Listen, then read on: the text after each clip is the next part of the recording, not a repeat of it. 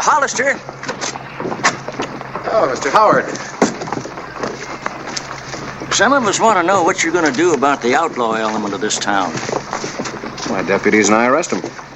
But they're never convicted. They just go free to rob and kill again. Mr. Howard, I'm just the sheriff, not the judge and jury. Nobody wants to be the jury. It's too dangerous. They're afraid of what might happen if they vote to hang one of these murderers. Mr. Clyburn and I are working on that, too. He's wired Washington for military protection for him. I hope we get some action.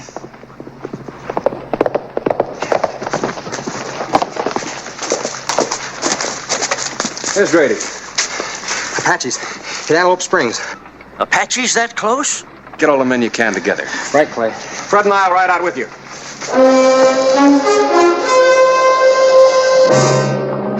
Sheriff Clay Hollister rode out with a posse to Antelope Springs, where the Apaches had made their attack.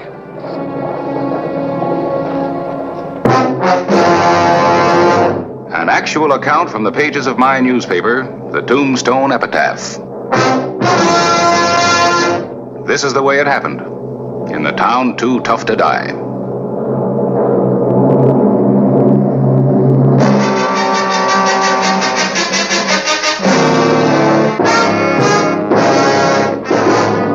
Tombstone Territory. The afternoon of March 27, 1882. Sheriff Clay Hollister started his ride back from Antelope Springs. The Apaches had fled, and the sheriff had sent the posse in pursuit of the marauders.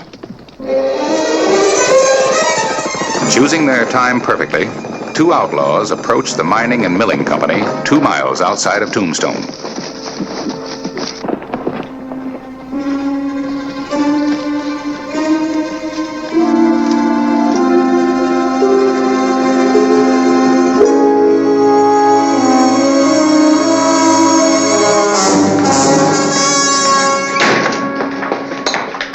Be obliged if you fill that. Let's have it!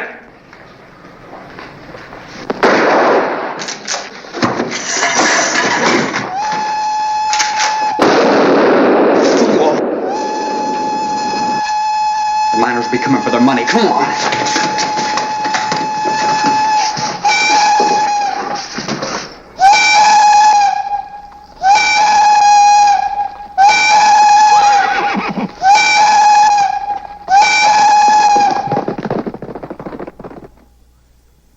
I had just finished reporting the outbreak of Apache raids on outlying ranches.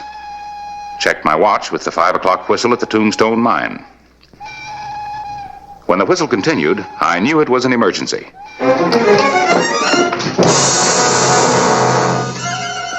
rode to the mine 2 miles out of town to investigate. But the hold-up men had killed and vanished.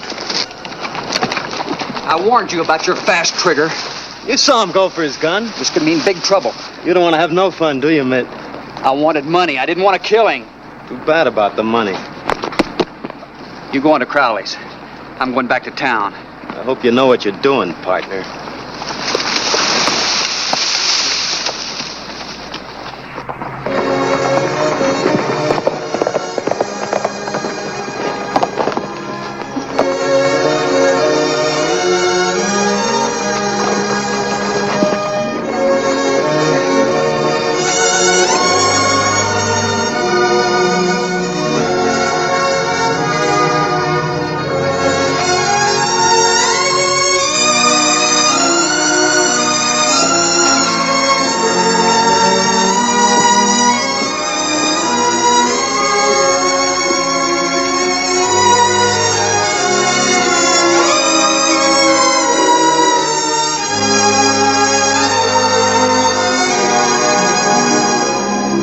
When I got back, the townspeople were demanding action. They told me Clay Hollister had just returned from Antelope Springs. I tell you, they almost got me. That the hat, Clay? That's it, Mr. Clyburn. Not much to go on.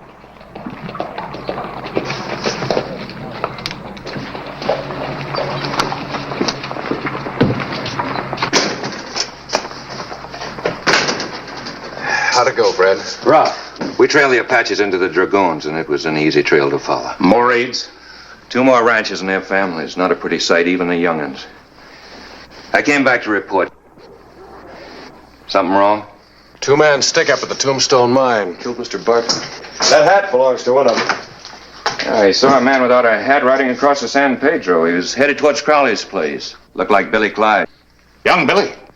He's a hard case. Yeah, everyone thinks that he and Mitt Porter held up that Benson stage. I wonder about Porter. They're probably over at Crowley's place now. It's nothing but a hideout. Do you think Billy and Mitt did it? I'll ask him. Let's get it over with. I'm going with you. Well, now, Mr. Clyburn. Look, boy, I've been doing a lot of talking. You might need some help bringing them in. Might at that. Except one of them's walking up to us right now. Well? He's tall like him, only he's dressed different. Wore his hat like you, Fred. Nope, it couldn't have been Porter. You sure? I was there. You said you weren't looking. It isn't Porter. Besides, he couldn't be two places at the same time. Thought he was two people. Which maybe he is. I'll take over for a while. Hey, now there's a fuzzy little one. Like that. Hello, Mitt. Mm-hmm. Hello, Simmons. Mr. Captain. Hello. Very attractive hat for a very pretty lady. Thank you. How's the freighting business, Mitt? Can't complain. Picking up lots of money on the Bisbee Road, are you? I'm doing all right. I think you're the richest man in town. Hope you realize that. Mitt, we're riding out after your friend Billy Clyde. Billy Clyde? Why? Well, I want to talk to him. I don't know if it was him or his partner who killed Mr. Barton. Mr. Barton was killed? Well, what makes you think that Billy had anything to do with it? Hat was found. Billy was seen riding for Crowley's ranch bareheaded. Well, I guess that's your problem. It's no problem, Mitt. I figure Billy want to talk about things. He won't want to hang alone. Tombstone juries don't hang anybody. Seems they're scared to. Barton was a popular man, Porter. The town's had enough. You want to ride out with us, Mitt? Well, why me? We thought you might have some influence with Billy. Avoid another killing. When you leaving? Ooh, about an hour. Mr. Porter's not riding with any posse tonight. We're going to choir practice. Fire practice? That's right. Choir practice. That it is, Mr. Claiborne. Well, we smoked him out. Yeah. What's the matter, Mr. Clyburn? Something wrong? Yeah. I like that fella. We rode immediately to reach Crowley's ahead of Porter. We arrived at sundown, and Clay Hollister scouted the ranch to see if other guns were around. How did it look? I looked all over. Crowley and his boys out there. Probably all in Gaileyville gambling. There's just one man in bed. That has to be Billy. How do you know? He isn't wearing a hat. I'm gonna go get him. Hold on. He'd shoot you without even opening an eye, just out of instinct. Not if I shoot first. Let's take Billy, then we can wait inside for Porter. That is, if Porter shows. He'll show all right.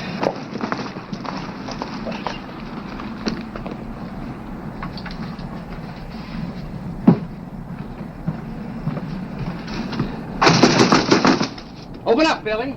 It's me, Mitt. Fred, maybe you better cover the back door. When you get up there, wait.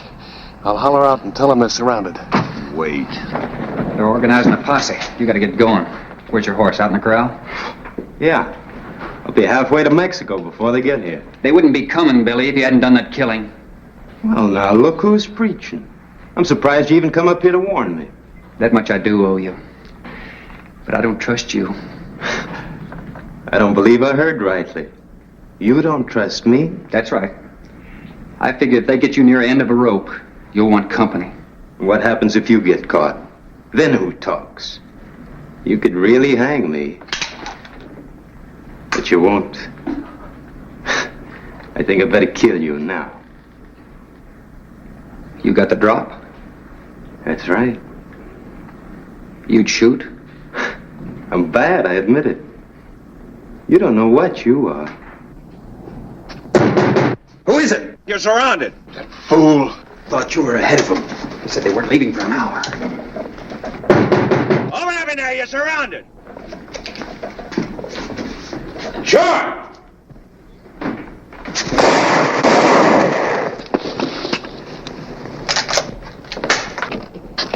there, Billy.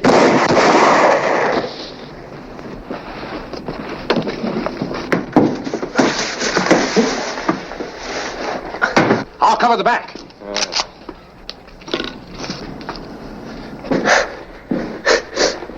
Now I know I'm not gonna hang. I don't know about you. Tell him you did the killing, Billy. Tell him. Tell him. You tell him.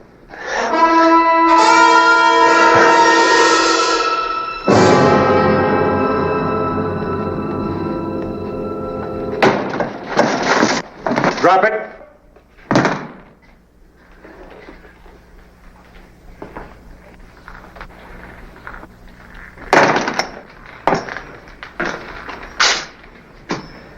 You get around, boy.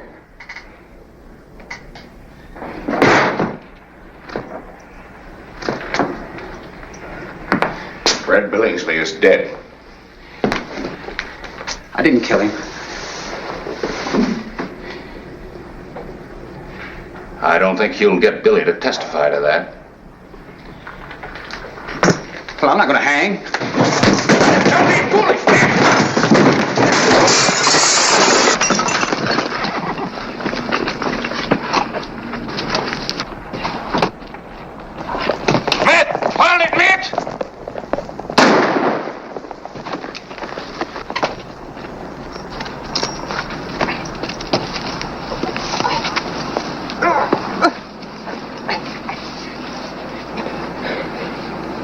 You think he'll live?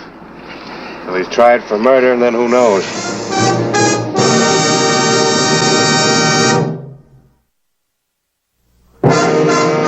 March 28, 1882. Mitt Porter was under guard in the Tombstone Hospital.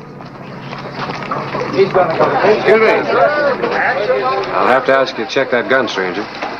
Well, I'm just passing through. Well, make sure you do. Town's got rules. Rules? Yes, Mr. Warren? I knew this would happen. Porter's healing up in the hospital, waiting to go free like the rest. Fred Billingsley ain't healing up none. Those cowboys think they run this town. They do. Well, it's time something was done about it. You're right, Miss Bradbury. People are getting panicky. Yeah. Why didn't you and the editor kill Porter when you had the chance? He'll stand trial when he can get out of bed, if he ever can. Won't do no good. Juries are scared. Well, you're the men who make up the juries. I ain't gonna buck them gunslingers. Well, you know, I don't blame you much about that. That'll all be changed now. What do you mean? I got an answer from Washington. All juries will have protection. What protection? Troops, if necessary. From Fort Huachuca. So now you know. Well, maybe things will be better. Yeah. Well, it's about time. I hope I get on that Porter jury. Me too. He'll hang. It's time they was showed. Well, we'll show them too, won't we, boys? It's up to us.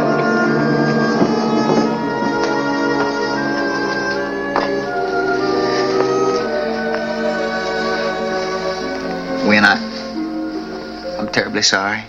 It's just that I got in so deep. You could have told me.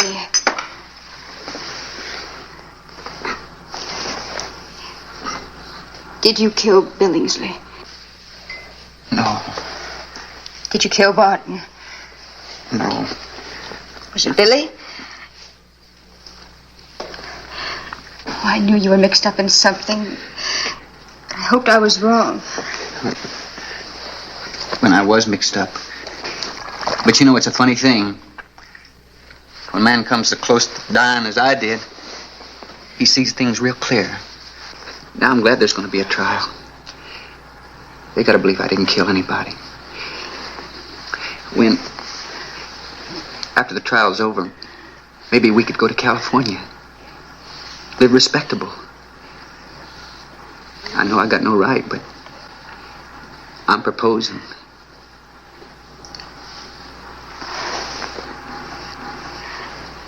I think you're delirious. I'm not going to kill him, lady. I'm his brother. I heard you were running in bad company. Stay out of this, Dave. I'm taking you back to Texas. He's staying. He's standing trial. Lady, a bloodthirsty jury can hang a man same as a lynch mob. I'm not letting them make an example out of my brother. Come on. No, Dave. Mitt, I heard them talking on the streets. They mean it. They want revenge. He's not going. If he stays, he swings. They're so stirred up they'll hang the first man they try. And it's not going to be him. I got horses, but I'll need some help getting him out of here, lady. Don't drag her in. You have a gun. If you use force, I'll have to help. I guess I'm forcing. You get his clothes? Everything all right in here? Couldn't be helped. Hurry up.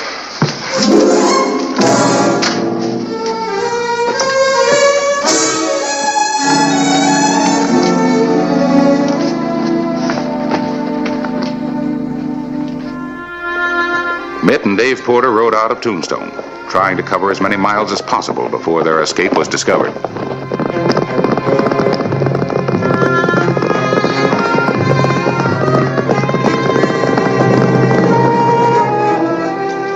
They didn't stop to rest or eat as they sought refuge in the mountains.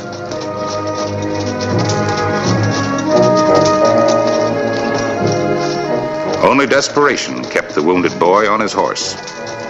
The two brothers pressed through a devil's graveyard of rocks and boulders, avoiding trails, ridges, and exposed areas where they might be spotted. Their destination, Texas, and home.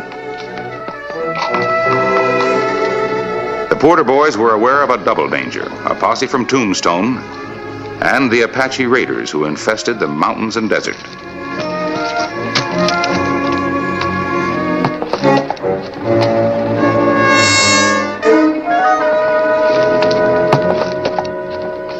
He wanted to stand trial, but his brother convinced him that he didn't have a chance. Look, it was his only way out. And I helped him.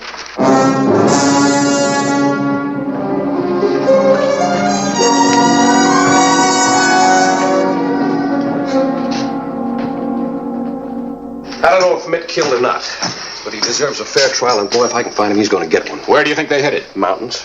Mountains all over Arizona Territory, boy. Yeah, but in Mitt's condition, he can't outrun anybody in the open. My guess is they'll head for the Chiricahuas and then for Texas. The Chiricahuas? That's Apache country. He's sick, but he's no fool. But the Indians have been out in raiding parties, and Mitt knows it. I think he'll chance getting through. You sure you still want to go along? Some Indian might wind up wearing that fancy jacket. I'm going. I wouldn't go, but my hat's off to you. Hope we can keep our hats on.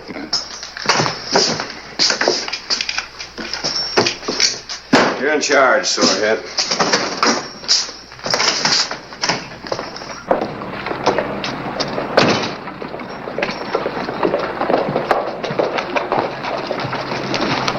Posse's on its way in. They make contact with the Apaches? They hit and run. All we did was chase them back in the mountains. Which mountains? The Chiricahuas. The afternoon of March 28. Clay Hollister and I prepared for a long, hard ride and left at once. We didn't have time to wait for the posse. The Porter boys had a big head start, and we tried to close the gap before the going got rough. But we were slowed by the rugged foothills. Their trail told Clay they were still far ahead of us. They led us into hidden ravines and box canyons known only to Indians. We tracked them into the forbidding Chiricahuas, fortress of the murderous Apaches. There was still no sign that they had stopped to rest or eat. It was no longer an easy trail to follow, and it would soon be night when all trails end.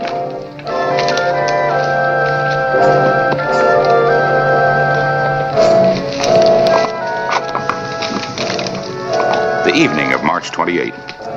Mitt and Dave Porter penetrated deeper into the Apache stronghold.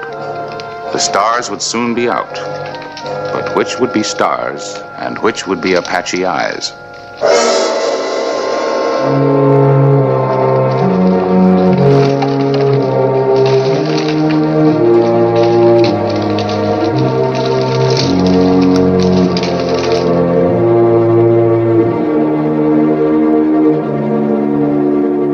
The morning of March 29.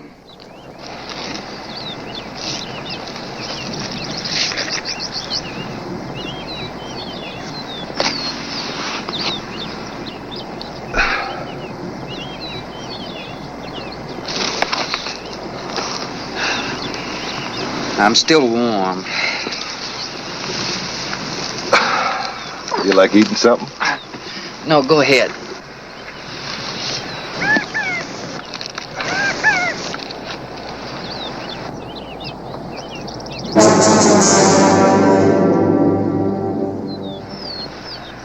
Well, at least the Apaches haven't found us. They wouldn't attack till daylight anyway. Yeah. Something to do with their religion. Religion?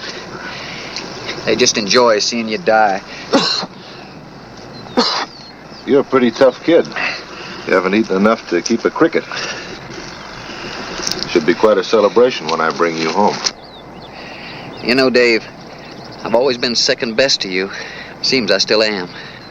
You trying to prove something back in Tombstone? How did money get to be so important to you anyway? Isn't it to everyone? Depends on how you come by it. You had no right to involve that girl. She was going to California with me, Dave. Maybe she'd like to come to Texas. Is that more big brother advice? Well, I figured if she'd take over, maybe I could concentrate on a few problems of my own. Yeah, it's funny. I never figured you'd ever have any problems. But I like your solution. Well, it's a beautiful morning. Yeah. I wonder if it's a beautiful day in Texas.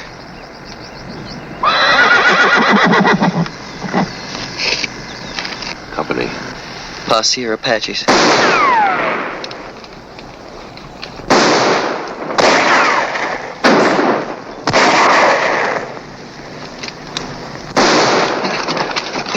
Are you hit? I don't think there's any new holes in me.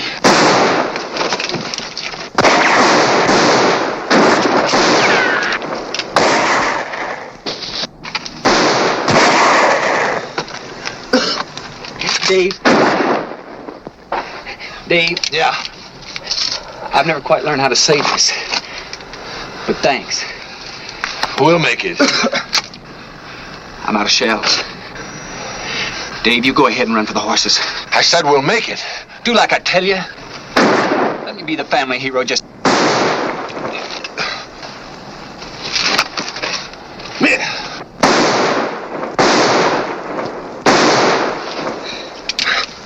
Miss?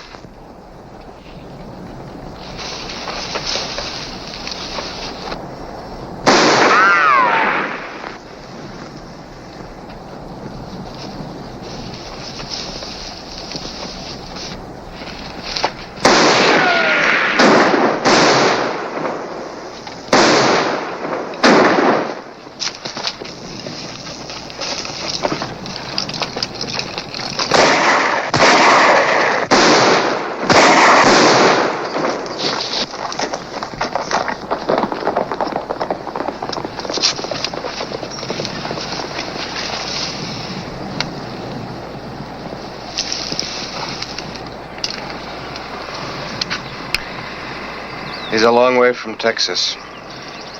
How guilty was he? How guilty the town?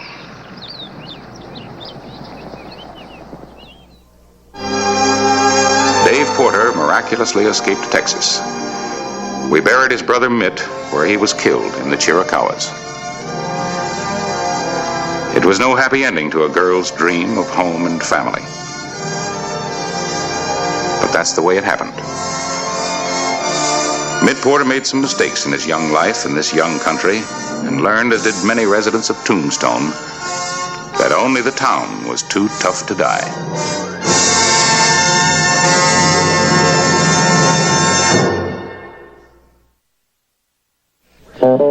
Whistle me up a memory, whistle me back where I wanna be.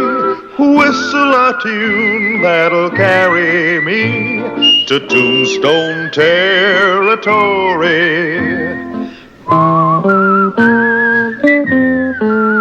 If your past has run afoul of the law, it's a handy place to be, 'cause your future's just as good as your draw in Tombstone Territory. Whistle me up a memory, whistle me back where I wanna be. whistle a tune that'll carry me to Tombstone Territory.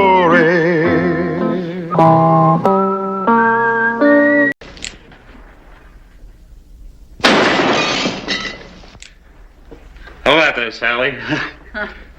Well, everybody's having fun with Big Bill. Saturday night, why don't you celebrate? Celebrate what?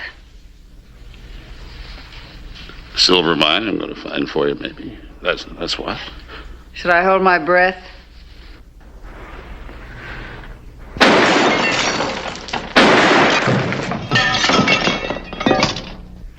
Herman. Herman! We'll pick up a little glass, Herman. And hold.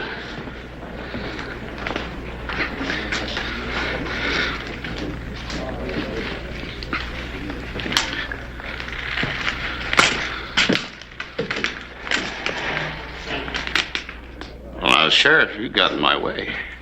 You better call tonight, Bill, before somebody gets hurt. You want to hold a glass, Sheriff?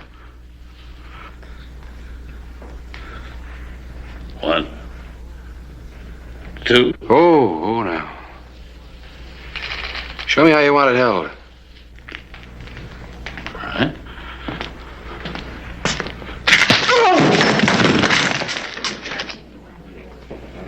I'm sorry I had to clip him, Sally. Why bother to tell me about it? I don't care what happens to him. Jack, take care of him. No, keep away. I'll take care of him.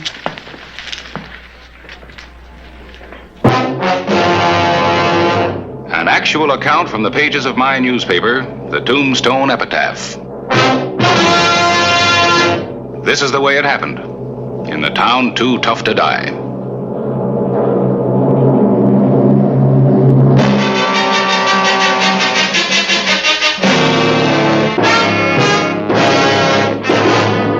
Tombstone Territory.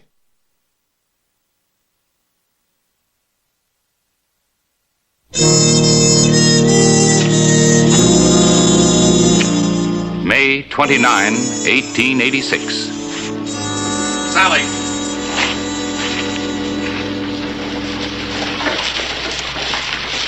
Excuse me, Doctor. Sure.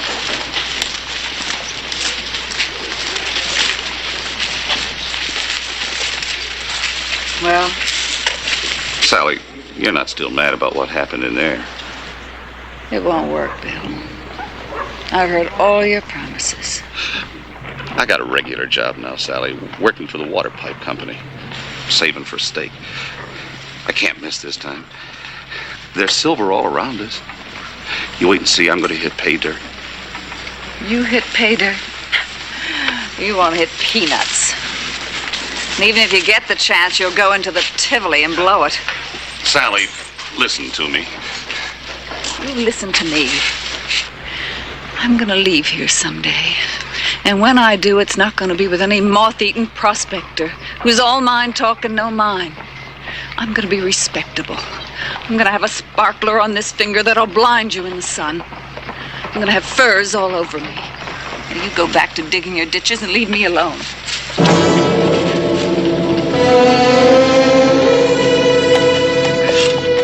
Now, look, you kids move back. You're going to get hurt here. Aw, Bill. Hello, Jimmy. Emily. We're not hurting anything, Mr. Hollister. We're just watching. Yeah, well, you better go watch from over there. Can we play around the old Marla house, please, can we? Sure, I guess nobody else is using it to keep you off the streets. Thanks, Mr. Hollister. Thanks. I'll be the mother, and you can be the husband coming home from work. I'm not going to be the husband. I'm going to be the sheriff. How you doing, Bill? Fine. What do you got, a broken water pipe? Yeah. Yeah.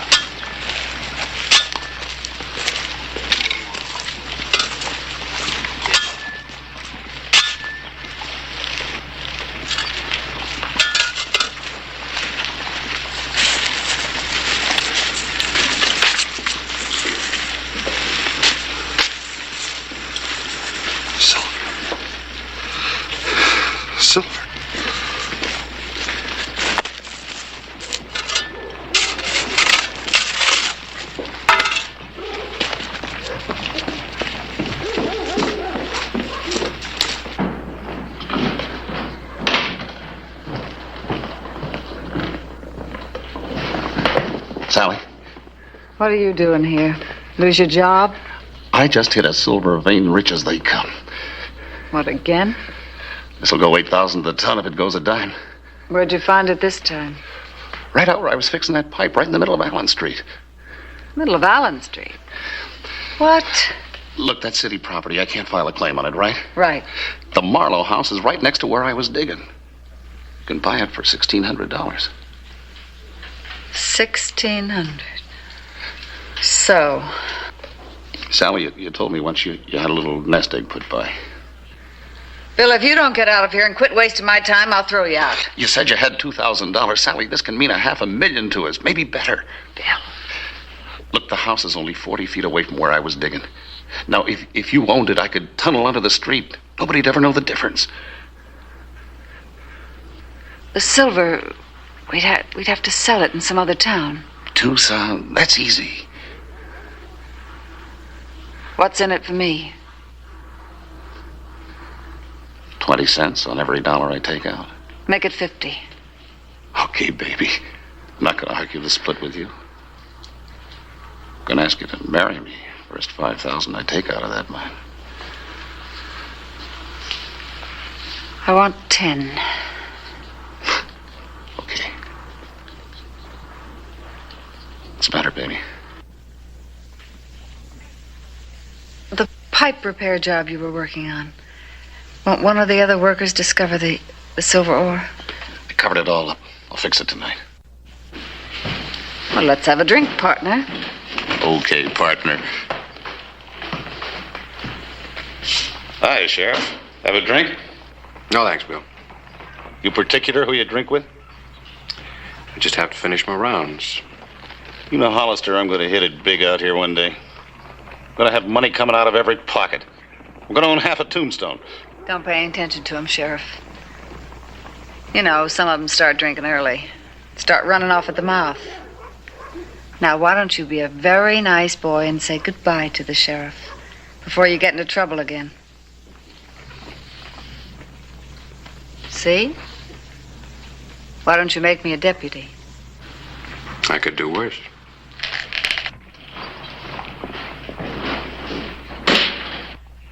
You better forget you're mad with Hollister and hold your tongue or the deal's off. You're kidding. Try me. Okay, Sally. Go back to work. Well, that's better.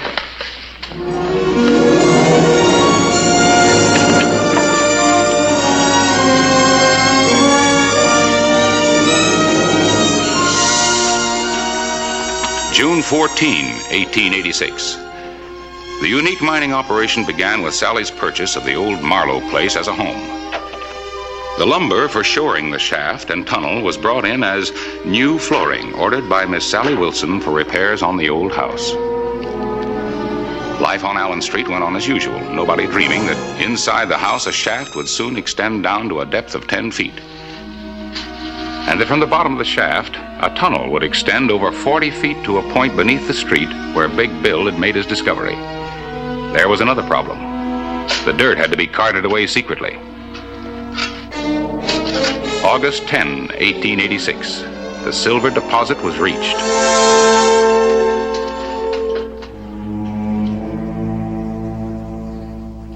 Sally! Sally!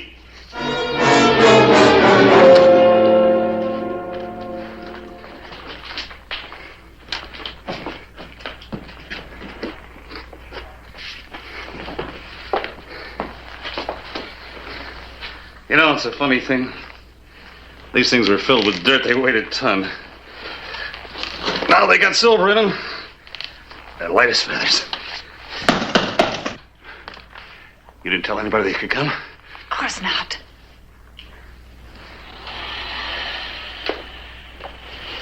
Who is it? Me, Sally, Clay. Want to talk to you a minute. Well, just a minute, Clay. I'll be right with you.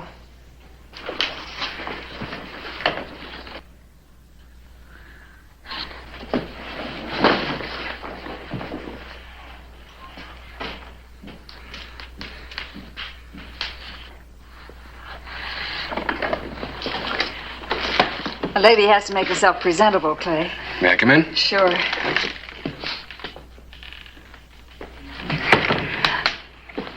I haven't fixed the place up yet, but I have some good ideas. Oh, it should be real nice. Things seem to be going better for you and Bill. I want to talk to you about him. About Bill? Mm-hmm. What is it? It's Jimmy Reach. You mean the little boy that Barbara's daughter plays with? He was playing around the house here the other day, and Bill ran him off. He slapped him. Oh, no. Jimmy's father's got a terrible temper, and so has Bill. Yeah, I know that. I wouldn't want to see him try to shoot it out. I thought it'd be better if I talked to you about it rather than Bill. Glad that you did. He gets pretty riled up, even when your name is mentioned. I guess I got that kind of personality. Well, thanks for the help, Sally. Thank you, Clay.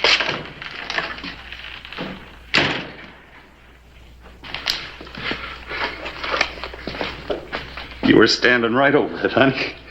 We're getting lucky all the way around. Why'd you slap Jimmy? Well, he was getting near our diggings. So Hollister shows up. These are big stakes. Don't be a fool and give them away, Bill. Now get back to work. The morning of September 2, Big Bill took out enough silver to make a down payment on an important purchase.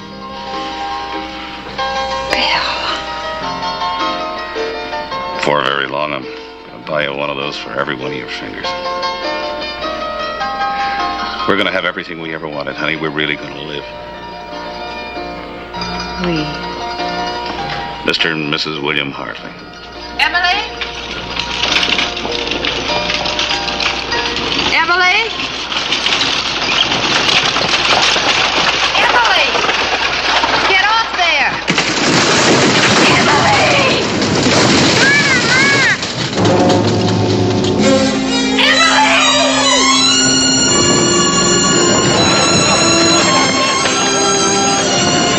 It's a tunnel. No! No!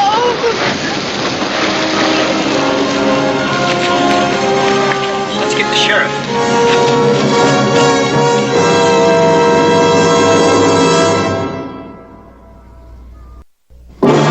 Emily, my baby, my baby.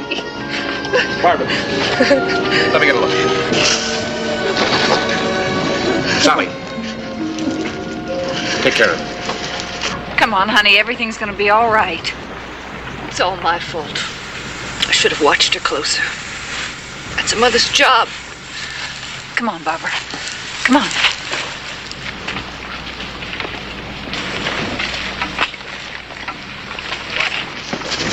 Emily. Get that Cunningham. You, get a hoist and some ropes. Move. Everybody get back. Is she dead? They don't know. The tunnel. Is that the reason the street caved in? I let her run wild. You have to watch your little girl. Anything can happen. Barbara. Now listen to me. She needs you now more than she's ever needed you in her entire life. I want you to talk to her quietly. Her mother's voice could be very important to her.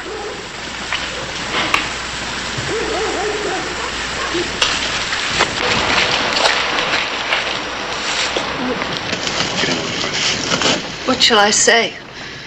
Anything. Just be gentle. Let her know you're here. Emily? Emily, darling, it's Mother. I'm not going to work tonight, Emily. I'll stay home and tuck you in. Don't stop. Emily, I'll read a story to you. I'll read you a story, Emily. Mommy. Emily. She's alive. My baby's alive. Is Big Bill Hartley here? Bill, come here. What does he want? What do you want, Hollister? I need your help. Why me? You did the repair work here, didn't you? Yeah. Well, how's the ground? It's tricky. Are we on a natural fall, or can I dig down on the side and tunnel across to her? You're gonna risk a cave-in any time you put a shovel in the ground around here. Liable to bring that whole thing down on her. Barbara, back from that edge.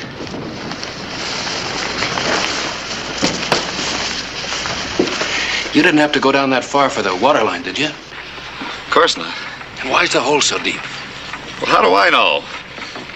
Could be a natural fault, an old well, a spring. Could be anything. You got any ideas about getting her out? A rope around her waist might work. Not if she's pinned. Yeah, well, maybe she isn't. Too tricky to get down there. We'll get a loop.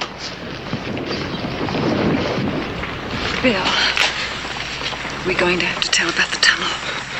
No, we'll get the kid out. Are you sure? Now, don't get mixed up, Sally.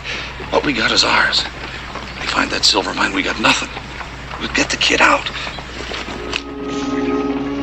Big Bill Hartley and Sally kept their secret about the tunnel from the old Marlowe house to the mine, through which the girl could have been reached.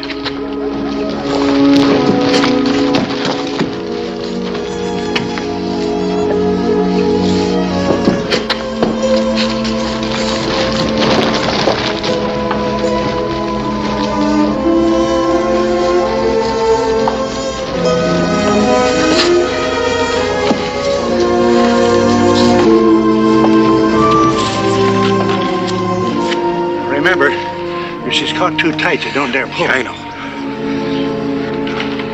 Gently, gently now.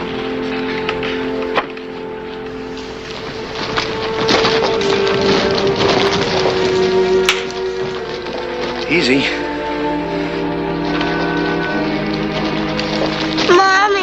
Mommy, the rope hurts. Stop pulling.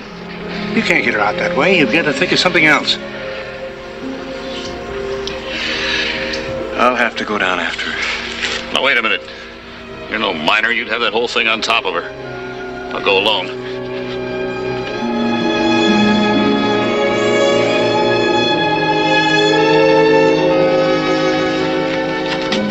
All right. Keep your feet away from the rocks, Bill.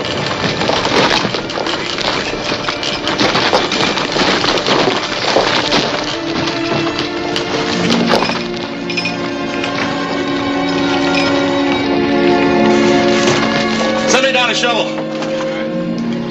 You're gonna be all right, honey.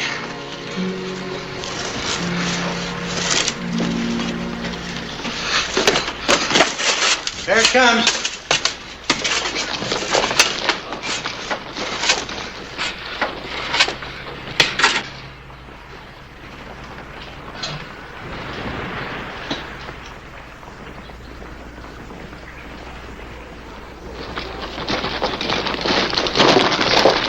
How's it going, Bill? Slow. You want me to spell you? No. No. I'll stay down here alone.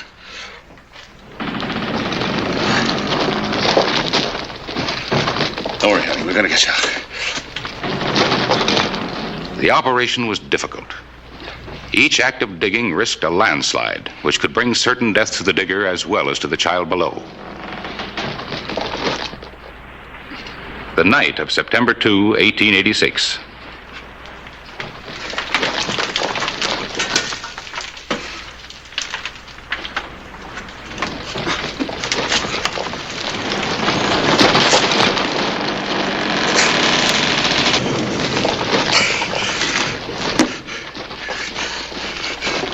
Soon now, honey.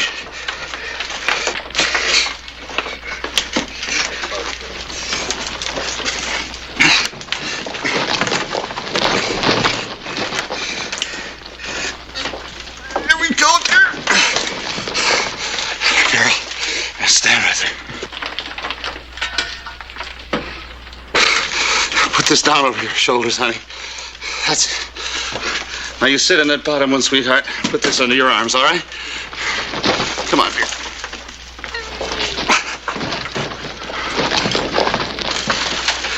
Sheriff! Aye. We got her. Billy, take her arm out of there. Okay. All right.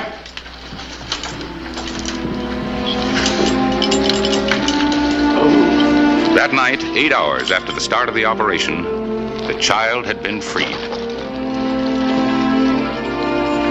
Easy. Easy. Mommy. My baby's alive.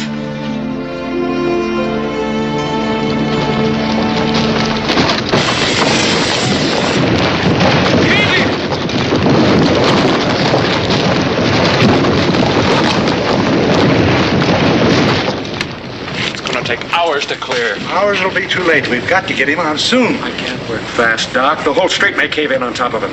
Bill, don't give up, Bill. It means too much to us now. I've given up, Sally. Tell him. It means too much to us now. Tell us what, Sally? Nothing, Clay. He's delirious.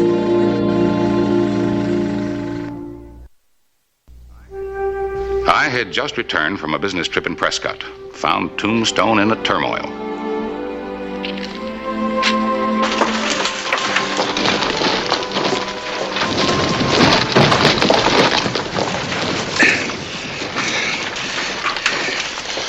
How's it going, Bill?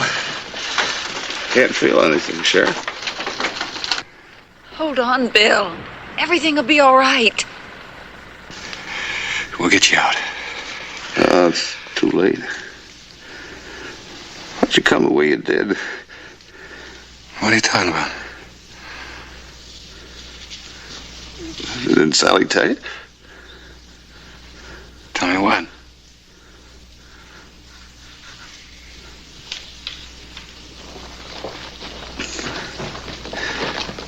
This is a tunnel between our house and the mine.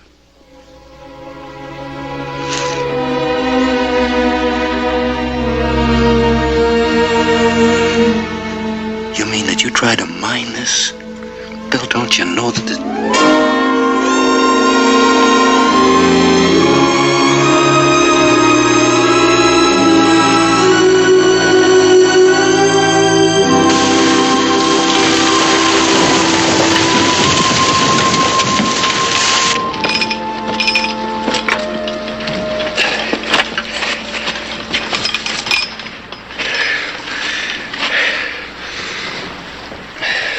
Anything I can do?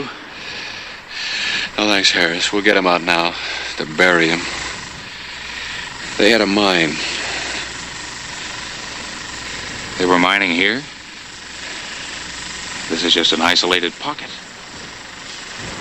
Pachuca Water Company found it when they laid the pipe 4 years ago.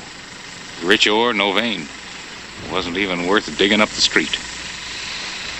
Sally, there's a man dead and you could have saved him. We're gonna have to have a long talk. I'll be around.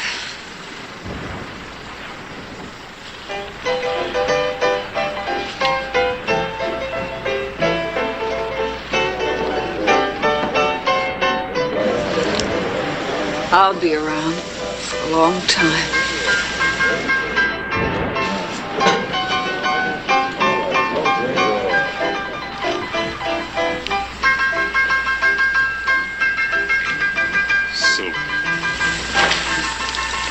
Looks like dirt.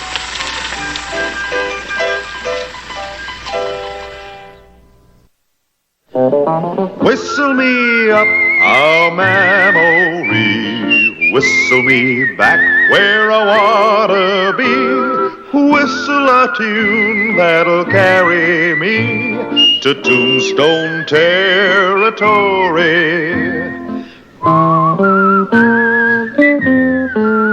If your past has run afoul of the law, it's a handy place to be, 'cause your future's just as good as your draw in Tombstone Territory.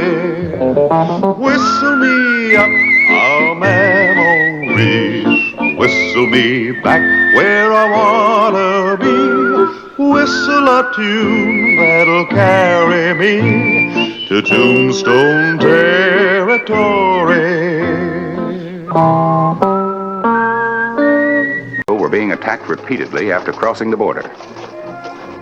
According to information received through unofficial channels, another pack train would be hijacked in the vicinity of Skeleton Canyon. This could lead to an international incident.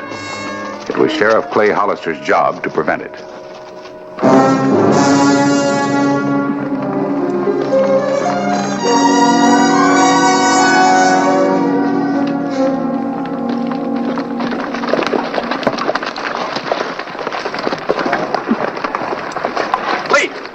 See if you can pick up that trail. I'll try to catch up with you.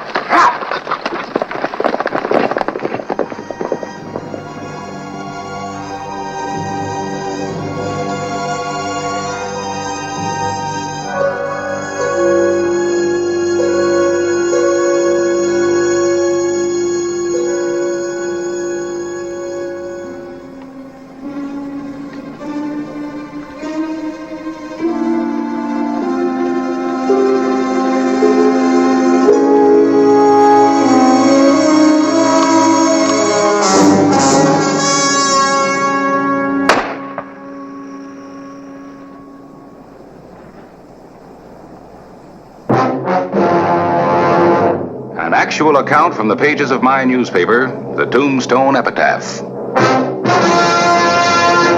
This is the way it happened, in the town too tough to die.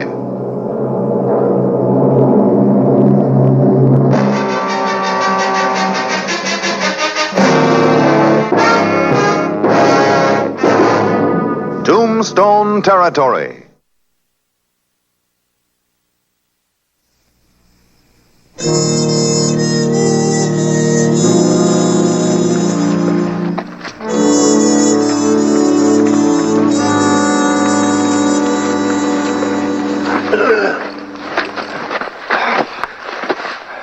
We rode back as soon as we heard the shot. Are you all right? Yeah, almost missed me. Well, that was close. Enough to knock me out for a minute. You see who did it? No, but one of the Mexicans is missing. Yeah. One of the horses, too. What about the bushwhackers? Headed for Galeyville. Yeah, that figures. You think it's Curly Bill and his boys? I don't know. We take the bodies on back to town. What do you aim to do? See if I can find that Mexican, have him identify the hijackers.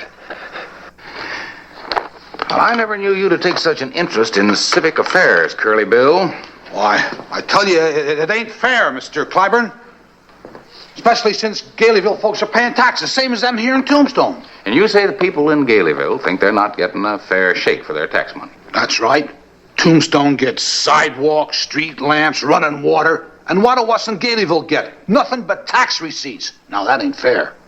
And so you want me to write an editorial about it? Yep. Well, you've got a point. I think you're also entitled to law enforcement. You didn't even mention that. Well, now we ain't hoggish, Mr. Clyburn. Just one thing at a time, huh?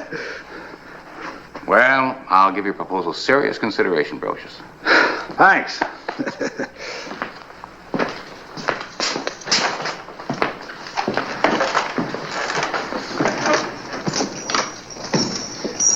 Now I wonder what he really did want.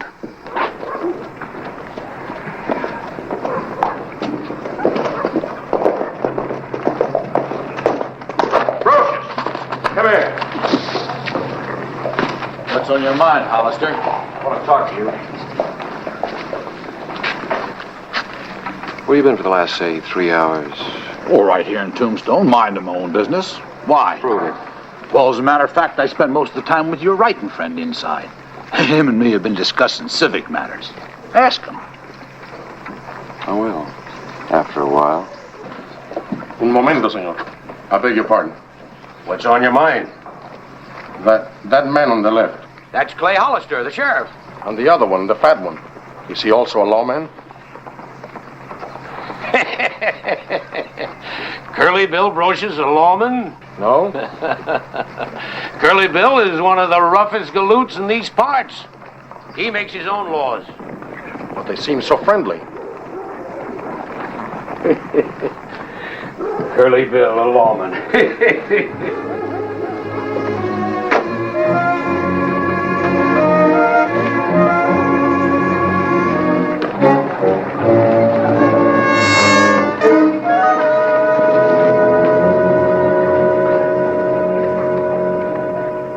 Four Mexican nationals dead. Boy, there are going to be repercussions from Washington, Mexico City unless I do something fast. Well, the answer probably lies with one man. That Mexican who took the shot at you. It could be two men. The other one's Curly Bill Brocious. Well, he was here with me this morning. He has an alibi. Mm-hmm. So I heard from Curly Bill Brocious. And I was too pat to suit me. He knows something. And that hijacker's trail led toward Galeyville.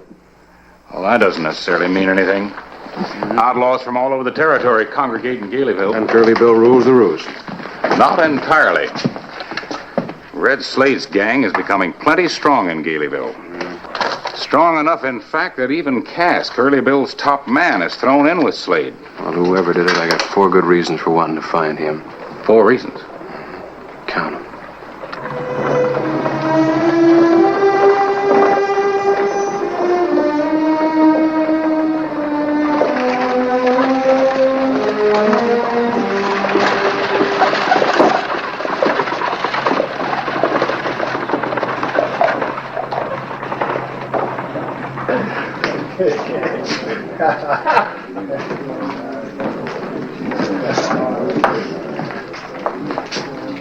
Well, if it ain't old Curly Bill himself. Step right up here and have a drink with your pals. We're celebrating. I'm sick. Shame, ain't it, boys? Curly getting old and rheumatic. Can't stand at the bar no more. Is this the way you feel, Cass? You like being with a back shooter? You gotta keep up with the times, Curly. Like us. We don't waste time or bullets. We just collect fast. But you're slowing up. I ain't slow when I pull a gun. We don't want no trouble now, boys.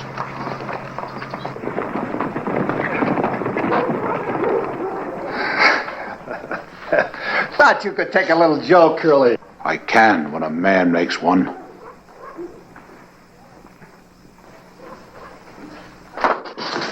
Hold it!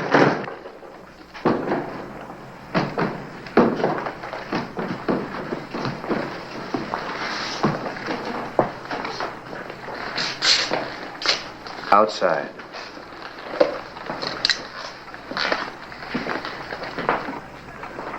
Now, what's this all about? Search me. Me and the boys were just celebrating a bit when Curly walks in and chooses me. Guess he's getting his second childhood.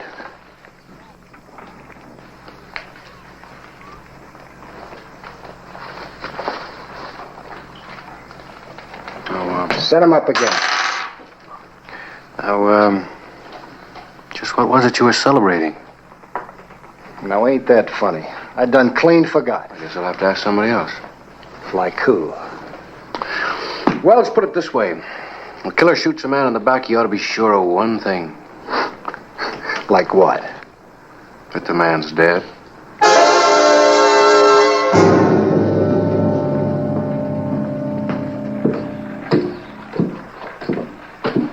Nightly. See you in the morning. The night of June 8. The past 3 days had not been particularly auspicious ones for Hollister. The back-train bushwhackers were still at large, and the missing Mexican, his only material witness, had apparently vanished into thin air.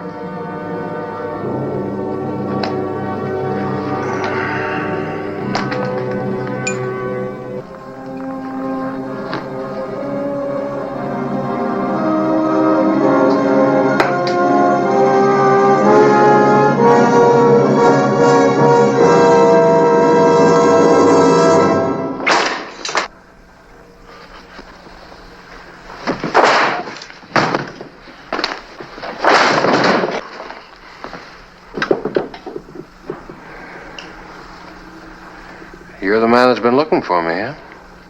Sí, señor. I am Don Jacinto Orozco, a sus órdenes. The man you tried to kill. Oh, now, hold on a minute. I'm the law.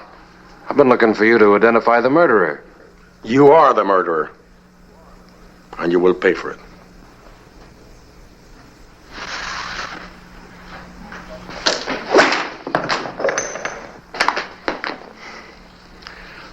whip was a good idea. Makes little sound, yet it can kill so easily.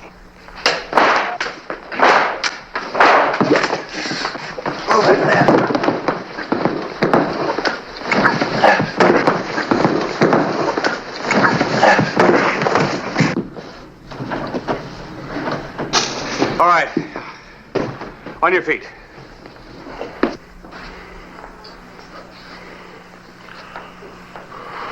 Por favor, señor. Make the first bullet count.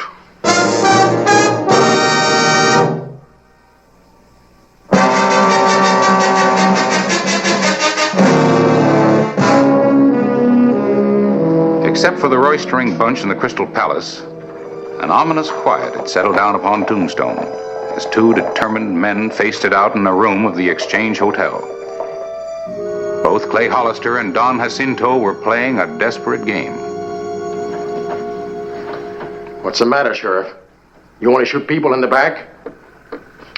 I can see you need some straightening out. You know very well I'm the only witness to the ambush on my train. I saw you with my own eyes, robbing the dead. You saw me checking the bodies for identification papers. I want the murderers as much as you do.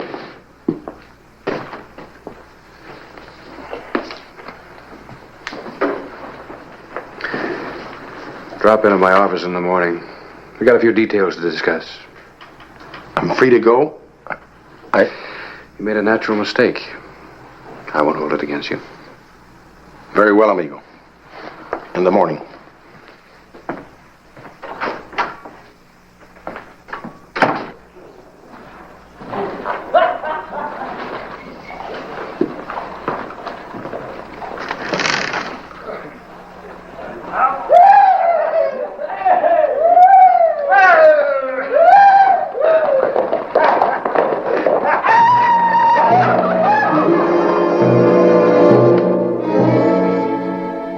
Hollister now strongly suspected that the Mexican coin taken from Slade was a link to the pack train ambush.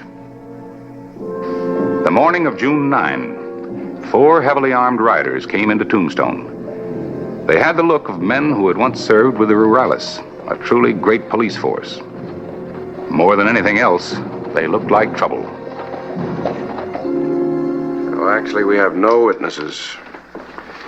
No positive identification. But you have a good idea, don't you? Ideas aren't evidence, Don Jacinto. Are you telling me you know who killed and robbed us, but you refuse to arrest them? Even if I were sure, a warrant couldn't be issued until I have positive proof. I couldn't make it stick. Senor Hollister, if a mountain lion attacks my cattle, I do not wait to prove which beast is to blame. I hunt down and destroy every savage animal I can find. Well, Don Jacinto, according to the law, men aren't animals. It's my job to enforce the law. But you know who murdered my countrymen. I have suspicions. When I'm sure, when I have proof, that gang will be tried and hanged. Who are these men? I have the right to know. Not now. Not while you're feeling like you do. You refuse to tell me? I do.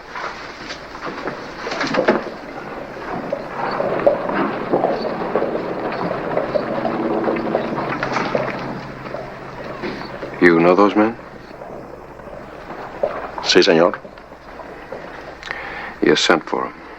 Mm-hmm. And because each one has been with the Rurales, each man is a manhunter, a killer of savage beasts. I told you I'd take care of this. True. But from this moment on, my men are going to watch you like hawks.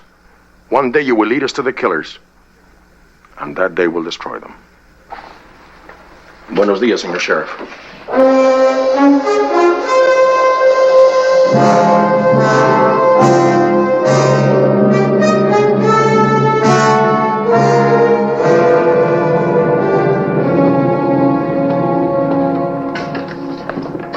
Hello, Harris.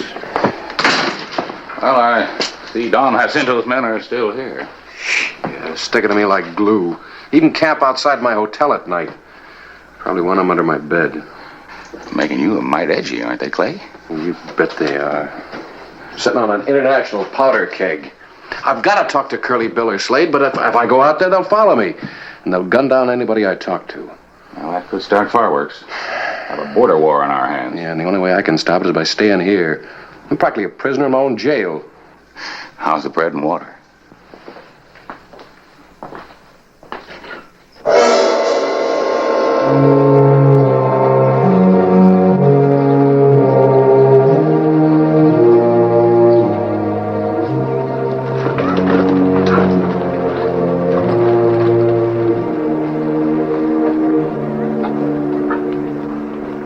Slade around? He was doing some target practice a while ago. It seems he has troubles even shooting a man in the back. You're on the prod against Slade just because I'm riding with him. I like siding with you, Bill, but, well, you just sort of sit around too much. You live longer that way. I heard you told a couple of boys there's another pack train coming through today. Yeah, it's a rich one, they say. Does Slade know about it, Cass? He's one told me. Well, he'd better steer clear of that pack train. It'll be well guarded. No chance to take it at all. Unless some back-shooting outfit takes on the job. Slade's inside. Cass. Yeah? I still sort of like you, even if you have took up with Slade. So? Better not push your luck too far.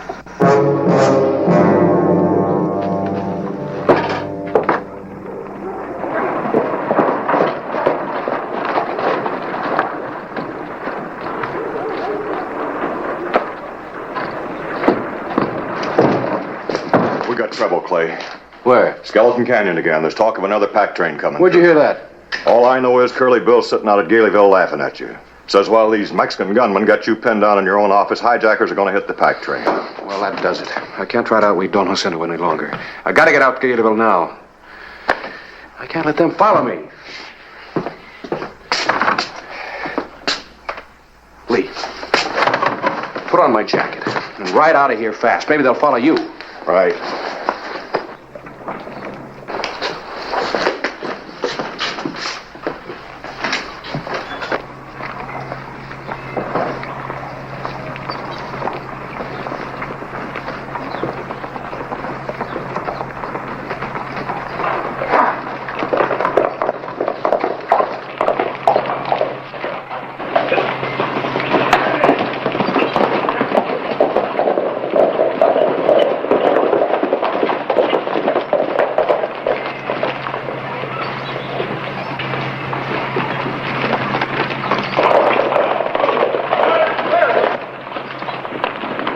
¡Un momento, muchachos!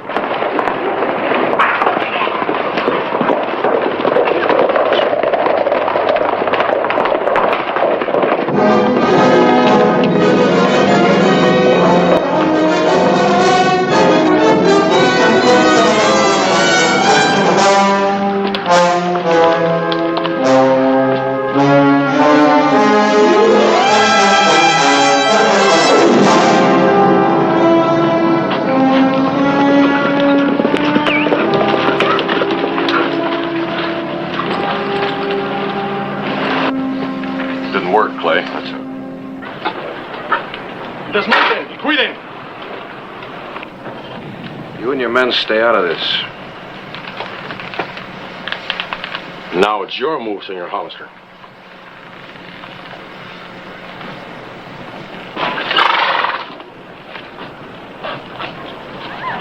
Gary Bill. Well, hello, Hollister. I've been waiting for you. Come on and sit down. Come out. Come out or we'll blow you out. Either way, we'll kill you. Face to face or from the back, just like you murdered my people. Detengo en el fuego. There's only one man here, and he wasn't in on the job. That badge of yours has no protection anymore, senor. We wanted the killers, and we're going to have them. I told you the men you want aren't here. You, search the place. Shoot anything that moves. You're wasting your time. And mine. We'll just make sure of that, senor.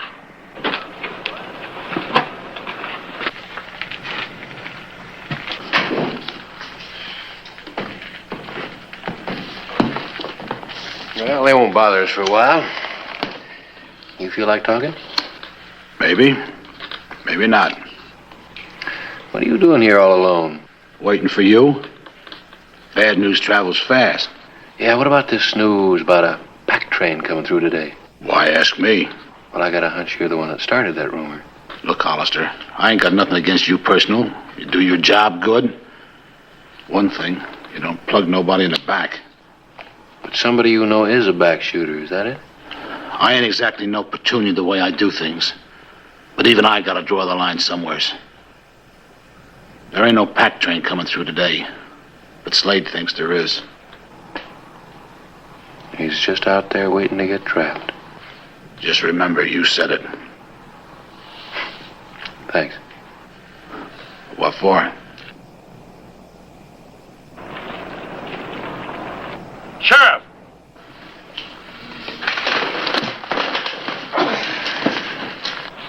Monte. Well, now maybe you believe me. This is Brocious. Is he the same outlaw I saw you talking with before? Outlaw? He had nothing to do with it. Take my word. And the gang of outlaws? I'll take care of them. You take your men back to Mexico. Lee?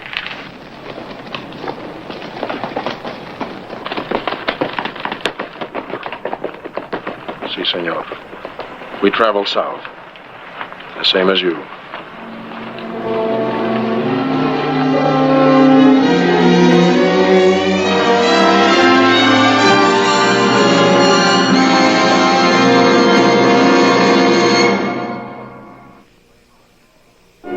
Clay Hollister and his deputy made a hard and fast ride to Skeleton Canyon, where Red Slade's gang waited to ambush another pack train.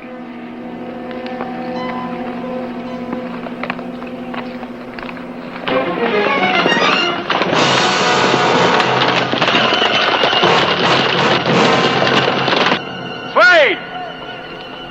You and your men, throw down your guns!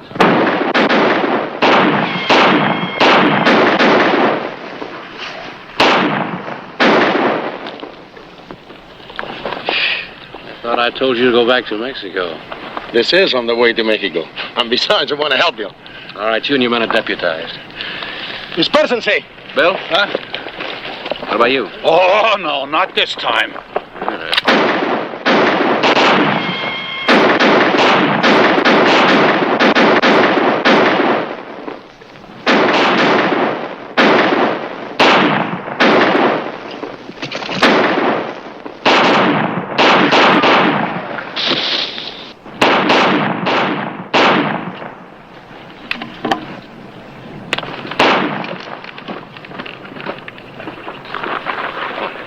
Guardia!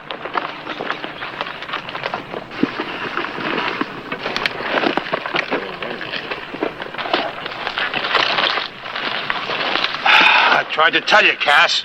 You see, you pushed your luck too far. All right. Drop your gun belts. Now I go to Mexico, senor. Adios, amigo. Adios. Good man to have siding you. I wonder where Curly Bill's headed so fast. Well, that wise old coot. What are you talking about? There's a big herd coming down from the north, heading for Fort Huachuca. And Curly Bill's headed north. And so am I. Take the prisoners in. And just remember one thing. Don't even start to trust an outlaw.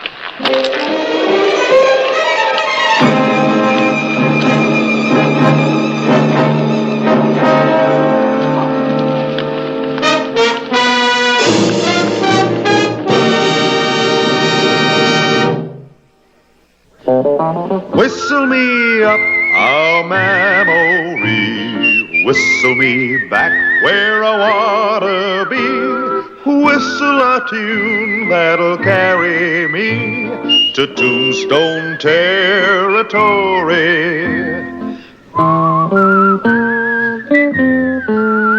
If your past has run afoul of the law, it's a handy place to be. 'Cause your future's just as good as your draw in Tombstone Territory.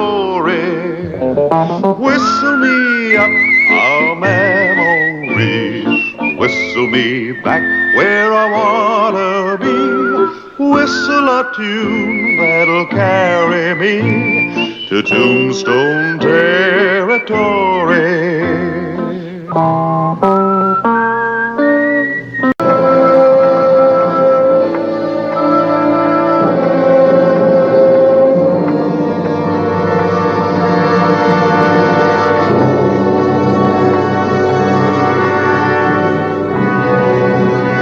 The trial of Winnie Joe was in its last day.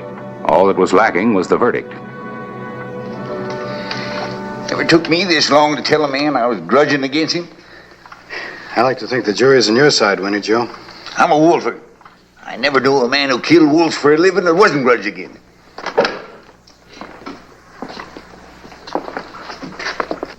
Frank, look there.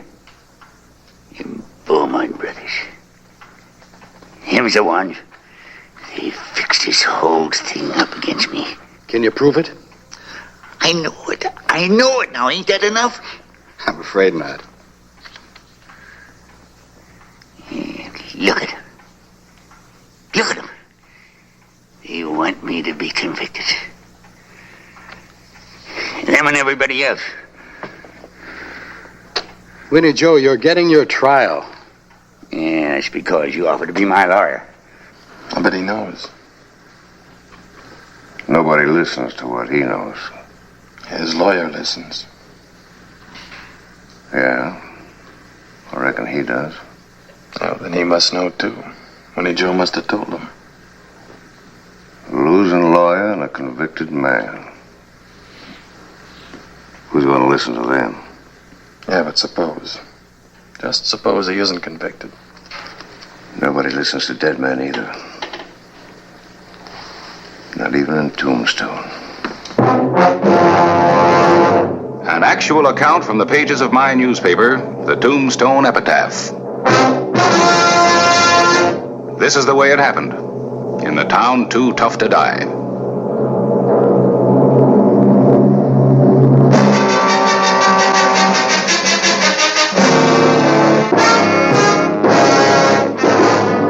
Tombstone Territory.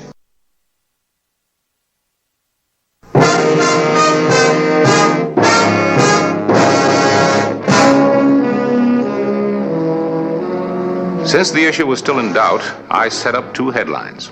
Westerby innocent, Westerby guilty.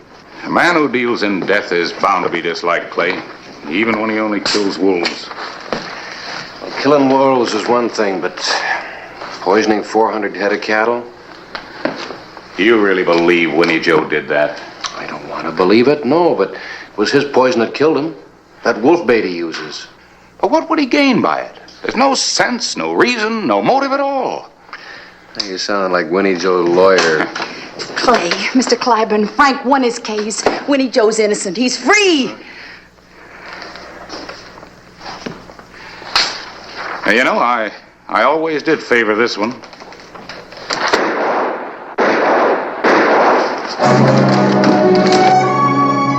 The afternoon of May 11, 1885.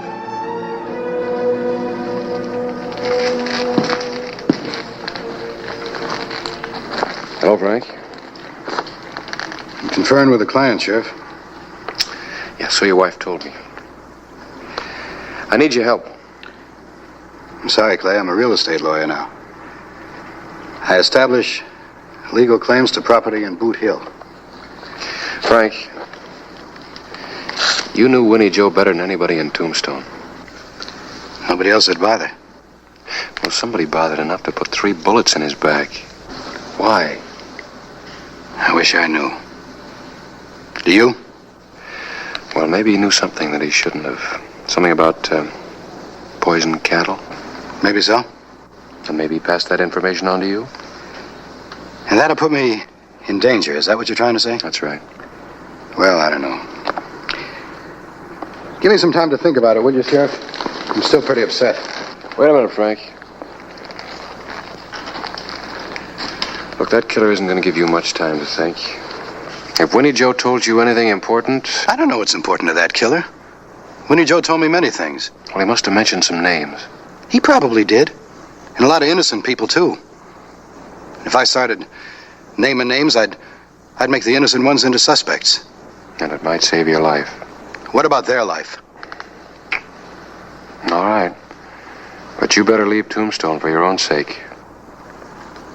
Boot Hill's getting overcrowded. I'll think about it. No, I can't name names. I just can't play grab bag with personal reputations.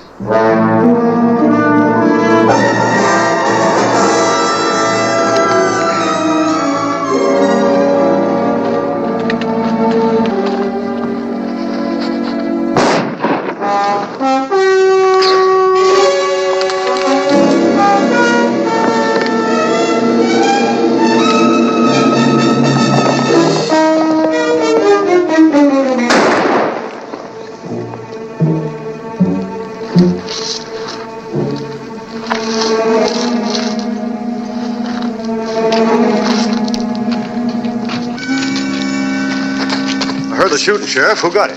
Frank Calloway. Oh, he drawing you? No, he was shot from ambush. Give me a hand, will you? Ain't quite dead, is he? No, not yet. Listen, never mind those gloves. Put some pressure on here. Aside.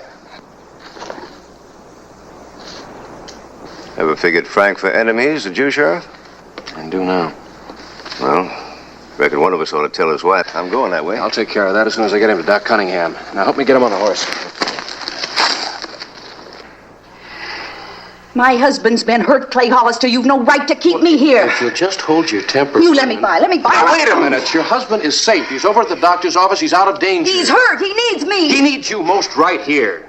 I want to see Frank. Oh! All right, now, Libby. You're going to listen to me. I will not. Yes, you will. There's a stage leaving for Tucson in exactly 1 hour. That'll give you time enough to pack and meet... Tucson? That's right, and meet Frank down at the stage depot. Our home is right here in Tombstone. Frank's home is going to be in Boot Hill unless you leave. Well, then why don't you start protecting him, Sheriff? I'm trying to. How? By sending us to Tucson? Why don't you just send everybody to Tucson? Libby. And you can hand Tombstone to all the killers and outlaws you can't Libby. handle. You let me away. I'm going to go see Frank. Look, Libby, you've got to understand. Frank is safe over in the doctor's office, but the minute he sets foot on the street, bingo. It's your job to protect him. It takes time. I'll get the killer, but I don't want to use Frank as bait.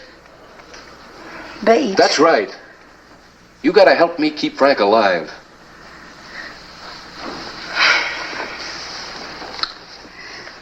Well, I guess I better start packing, huh? I'll get you tickets. Round trip.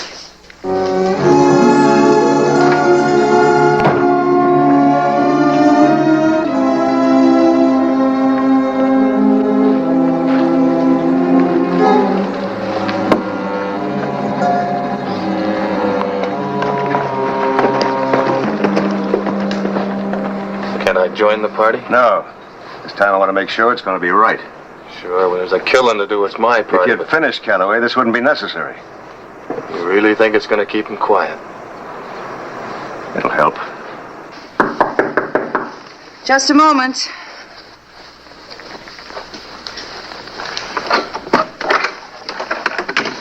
Mrs. Calloway, I got a message for your husband. What kind of a message? What do you think you're doing?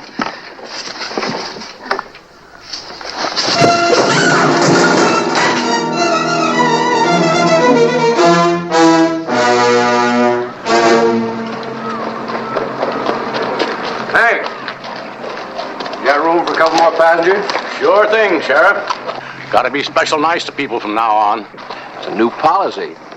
New for me. I may be looking for another job real soon. Some talk about the railroad coming down this way. Oh, I hadn't heard that. When's it due to happen? Might not be long. There's some land buying out west of town. Who's the passengers? Huh? Who's the passengers? The Callaways, Mr. and Mrs. They're going to Tucson. I'll be mighty nice to them. Morning, Harris. Morning, Clay. Well, say, how's Frank Calloway? Oh, it's just a shoulder wound. He's going to be all right. What's this I hear about a railroad coming in? Yeah, great thing for Tom. I've got a map of the proposed route. I just heard about it this morning. Yeah, a lot of people just heard about it this morning, including the man who's supposed to know all and tell all. I imagine the railroad's been trying to keep it quiet till they can buy up the right-of-way they need. The roadbed is going to skirt the town on the north, in this area here. Well, I thought that was private property. It was. From what I understand, they've bought this piece on the left and this strip over here on the far right. Boy, somebody must have made a killing. Yeah. The Beaumonts. Ben and Cliff, wouldn't you know? This grazing area right in the middle. It's where the cattle were poisoned. Eddie Cogan's land. Great terrain for a roadbed. Railroads pay the limit for flat land like that. Well, he could use the money after losing those cattle. Does he know about this? I don't know. But he will. The epitaph will have it today. Oh, that's funny. The railroad should buy the Beaumont land, not Cogan's. I wonder why. Can I borrow this? All yours.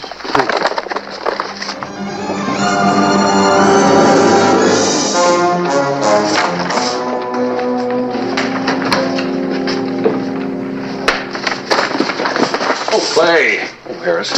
Look, I just found out about that railroad land. You were wrong about it. Well, it happens. Even to me. Eddie Cogan doesn't own it. He leases it from the Beaumonts. Leases it? That's right. A good long lease. Too long for Cliff and Ben. Well, I'm afraid I don't follow you. Well, look. The railroad wants that land real bad, right? The Beaumonts stand to make a fortune if they can sell it.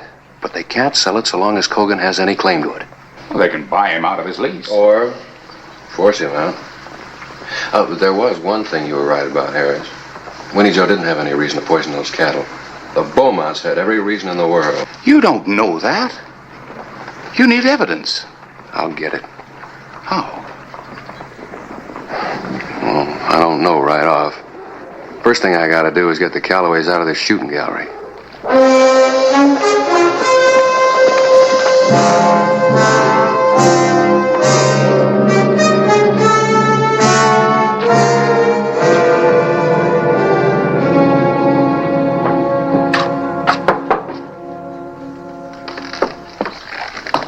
Lippy.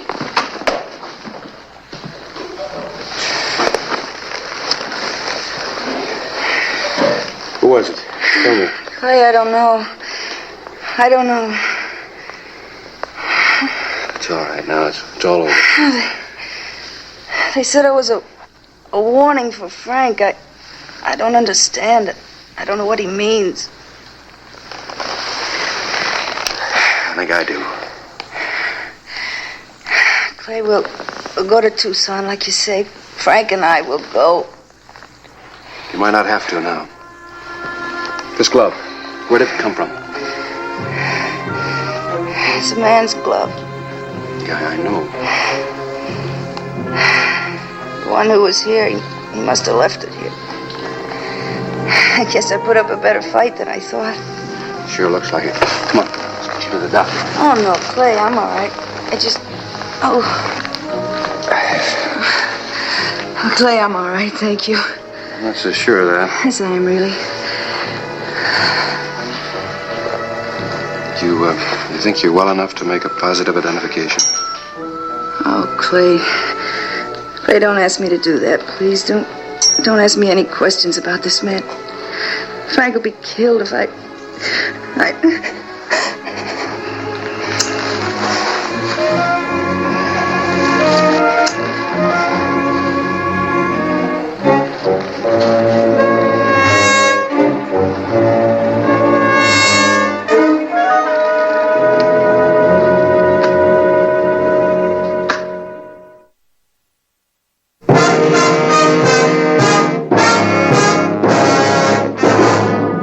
The afternoon of May 13, 1885.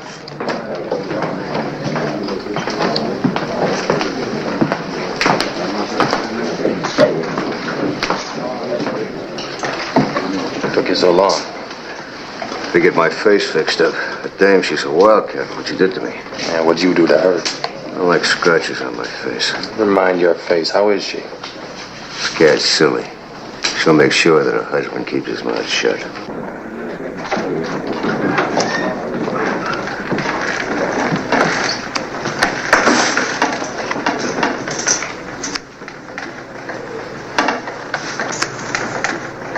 Come on. Hold it, Ben.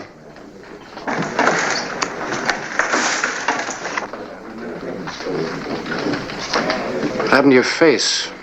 You cut yourself shaving? Yeah, my hand slipped.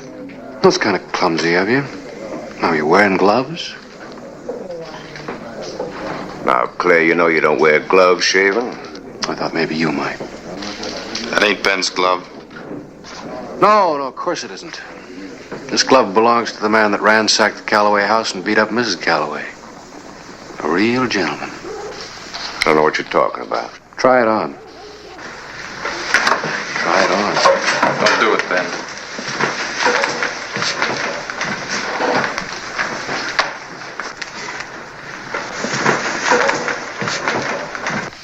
You trying to accuse me of something, Hollister? Well, if the glove fits, yes. If not, I'll offer you a public apology. You better try it on.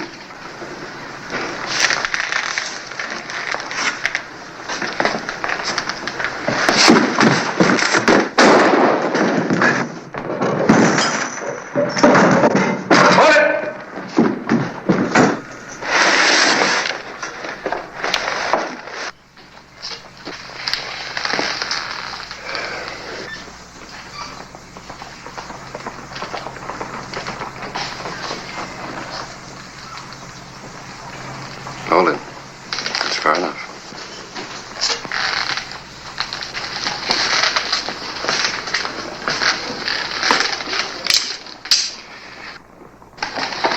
Now, pick up your brother's glove.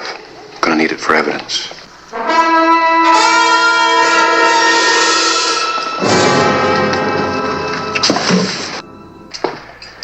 This is the same saw Winnie Joe used. I thought you'd like to know. How's my brother? He's dead? Look, Sheriff. It was Ben's idea fixing those charges. He thought Winnie Joe would be convicted for sure. Well, he wasn't. He had a pretty good lawyer. You're gonna need a better one. May 14, 1885. There was another fresh grave on Boot Hill for Ben Beaumont. Prisoner Clifford Beaumont, age 34, is charged with the murder of Winnie Joe Westerby, the attempted murder of Frank Calloway, and the poisoning of more than 400 head of cattle. What's the matter? Oh, I don't know. I could have prevented this whole mess, do you know that? How? Winnie Joe insisted that the Beaumonts were mixed up in his case, but I wouldn't listen to him. I didn't even tell Clay about it. Well, why not? Principles. I was afraid of accusing innocent people. Frank, where are you going? I'm going to take a walk.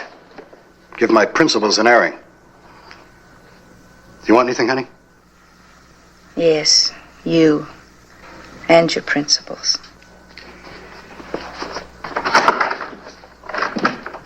The afternoon of May 14. Howdy, Mr. Calloway. Well, hello, Hank. Now, this here Beaumont fellow, all the complaints they got against him, they're going to have to hang him with a half a dozen ropes. He's only got one neck. But they will hang him. I hear they can't even get nobody to defend him. Serves him right. Not in your own private massacre, Frank? Clay, who's defending Cliff Beaumont? Defending him? His lawyer, who is it? Oh, I don't know yet.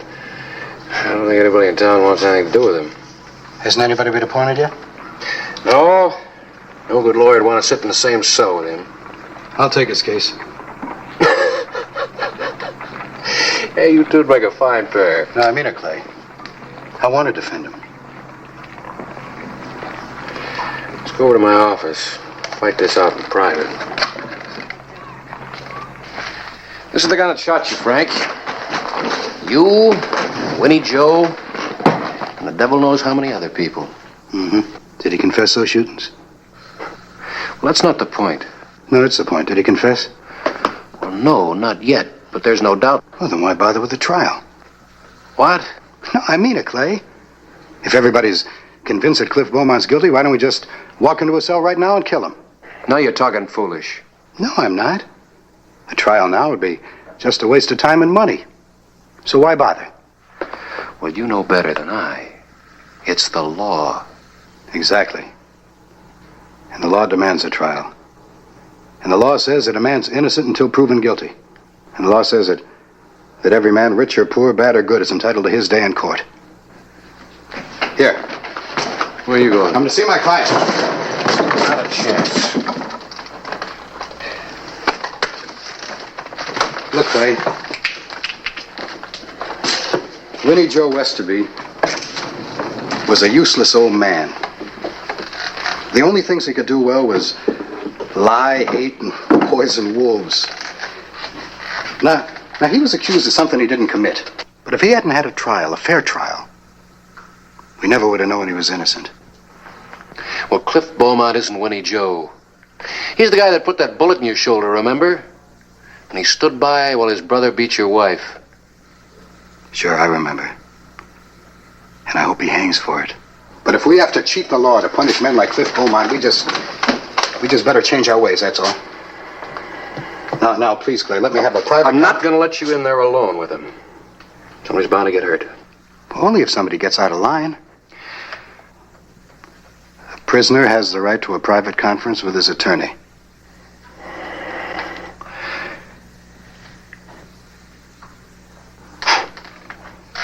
All right, Frank.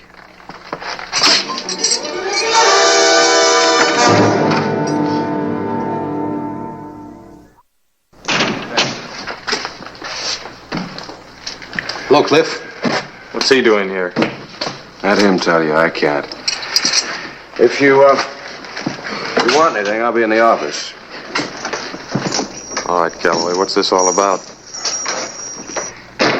Well, you needed a lawyer. Nobody else wanted the job. So I volunteered. You volunteered? Why? I don't think you'd understand. Oh, yeah. Yeah, you'd hock your degree to lose this case, wouldn't you? No, on the contrary, Beaumont. If I could win your case, I'd be considered the biggest attorney in the West. Now, look, you just settle down and we'll start discussing everything. Now, there's certain things that I think I must demand. You ain't taking any chances, are you, carrying that gun? That's right, Beaumont. In my considered opinion, I considered you the lowest form of human life. But I learned in law school that any human being, even one like you, deserves a break in court. Now, if you'll just settle down and stop making things a little different.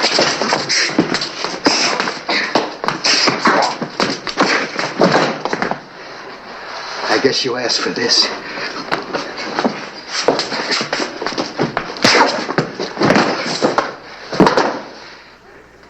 Clay! Clay!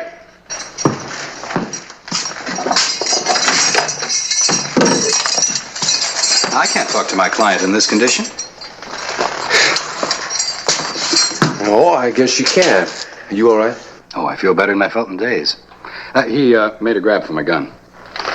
Yeah. You know, if I'd known you had that, I'd never let you back here. Well, now, nobody could have gotten hurt. That gun isn't loaded. All right, Counselor, you've had your moment.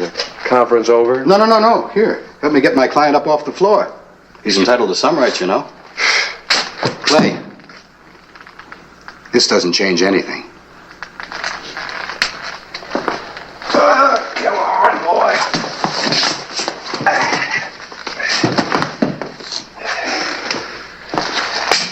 Good luck on your case.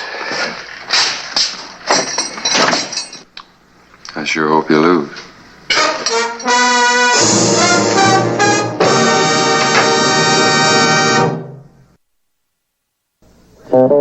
Whistle me up a memory. Whistle me back where I wanna be. Whistle a tune that'll carry me to Tombstone Territory.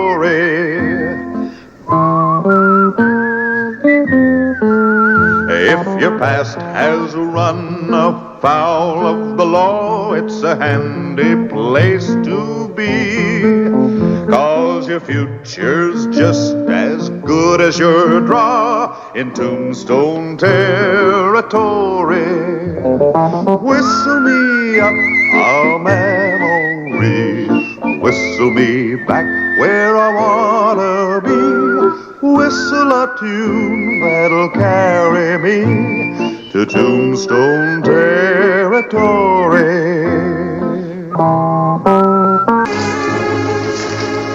I had just pulled the proof of an advertisement that caused me concern. Birdcage Theater, 2 days only. Whitey Beck's fabulous extravaganza starring the one and only Billy Denver, the world's fastest gun. Well, good morning, Mr. Beck. Well, good morning, sir. Want to take a look at this? Oh, yes, indeed. Well. Oh, yes, that ought to do it. Say, tell me something, Mr. Beck. Have you run this same powder-baited ad in the other towns you've played? Naturally. And no trouble? Well, who would want to make trouble for the fastest gun in the world? Well, just offhand, I can name about 24 gunslingers in the territory who would consider it an honor and a great pleasure to challenge a fool boast like that. Thank you for the advice. But we're perfectly able to protect ourselves, Mr. Claiborne. Well, in any event, you've advertised your man on the right sheet. The epitaph.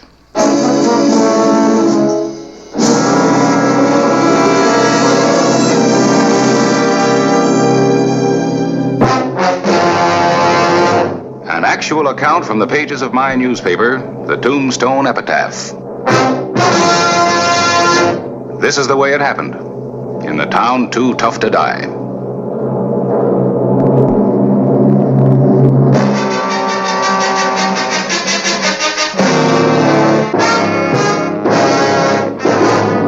Tombstone Territory.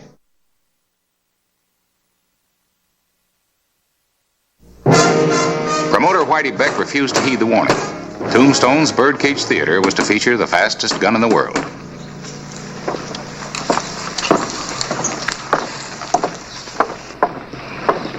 Mr. Beck? Oh, that's right, sir. Whitey Beck. I'm Clay Hollister, sheriff here. Well, I'm delighted to know you, sir. What can I do for you? Well, Mr. Clyburn, the editor of the Epitaph, is a little bit worried about the wording on this ad and on that bill. Yes, I know. He told me. Might be a little bit risky to bill the star of your show as the fastest gun in the world. Somebody might take offense. Well, so long as they pay cash for their tickets, I don't mind. I'm in show business. I run this ad to attract people. That's how I make my living. Appreciate that, Mr. Beck. I make my living keeping the peace. Wouldn't want anybody shot over this. Oh, Mr. Hollister, this is 1884. Why, the day of the brawling gunfighter is over. Out at the west end of town, there's a graveyard. Boot Hill, it's called. Take a walk out there sometime and look at the dates on the grave markers. Some of them aren't over a week old. On some of them, the flowers haven't even wilted yet. I don't anticipate any trouble. Oh, just the same. Tell your boy to walk easy. Friendly suggestion.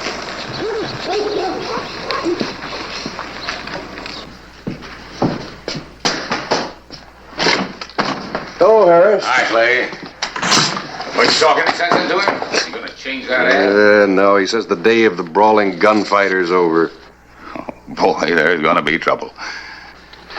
You worry too much. That was reason. Every gunfighter in the territory is gonna come buzzing into Tombstone like flies around a honey jar. Well, I still got my fly swatter. Maybe I ought to lock that honey jar up after every performance.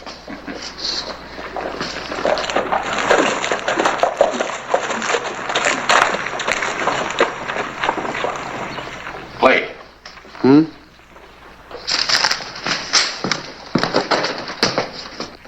Isn't that the Pierce brothers? Yeah, Dick and Johnny. I worry too much, he says. My. That little old Billy Denver must be quite a man. Fastest gun in the world. Ain't that something? Sure must be a whiz, all right.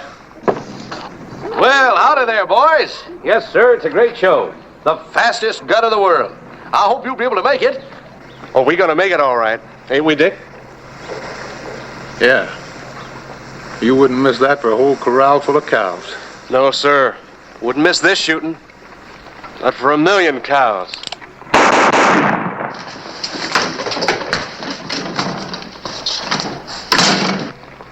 Think little old Billy can beat shooting like that, Grandpa?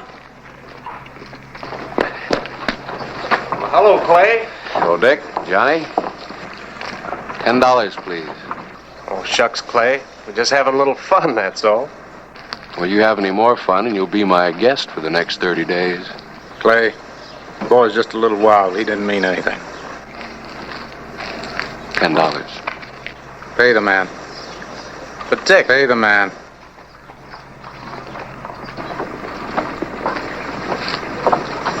Now, you stay out of trouble. Don't you worry none, Clay. I'll keep an eye on it. Go on.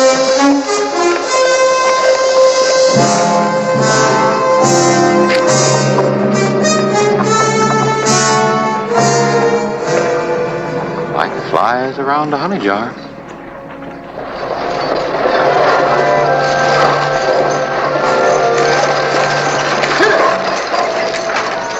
July 29, 1884. Billy Denver, the fastest gun in the world, arrived with Lizette, fragile flower of the footlights.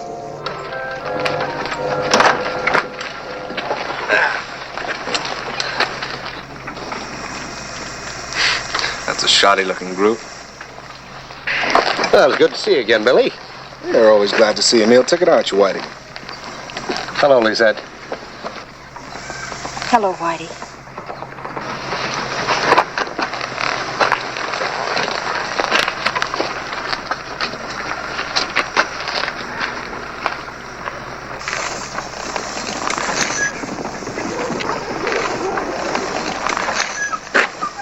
Who are those tramps? Come on over to the theater with me, Billy. There's something I want to talk to you about. I asked you a question. Who are they? I don't know what their names are, Billy. But believe me, they're dangerous. Oh? Well, I'm dangerous too, Mr. Beck. The fastest gun in the world, they call me. And you know something? They're right. Billy, let's go on over to the theater. It's right over here. Come on, this way.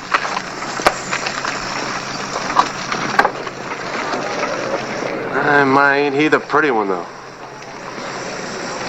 Yeah. Look, Billy, I said the same as you, that no man would go up against you. Now I'm not sure. Ah.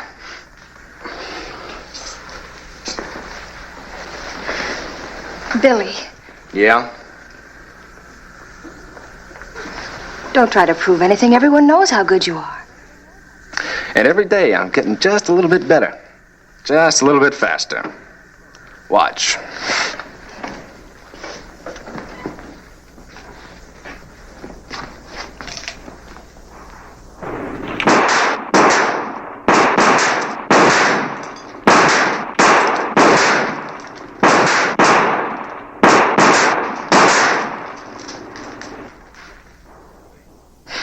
See? Maybe I should branch out a little. What do you mean? Oh, got me a reputation. The fastest gun in the world. But that's only half the reputation I need. Maybe this is the time and the place. Well, come in, Sheriff Hollister. Billy? I heard. I got ears. Sheriff Hollister, this is Lizette, Mr. Denver's assistant. I'm glad to meet you, man. Well, Mr. Hollister, what's your trouble? Have you say? All right. I will. You know, a man shouldn't come into a town, especially this town, wearing a chip on his shoulder. A man shouldn't hide his light under a bushel. Have you spent much time in the West? First trip. Don't make it your last. Meaning? Well, did you ever shoot a man who was facing you with a gun in his hand? No. But I figure a man makes a much bigger target than a clay pigeon. And much more dangerous. He's right, Billy. Listen to him. Oh, and incidentally, If you figure to go out on the town, you might wear something a little less conspicuous. And leave your guns here. That way I'll be sure trouble won't come up. I go anywhere and wear anything I please.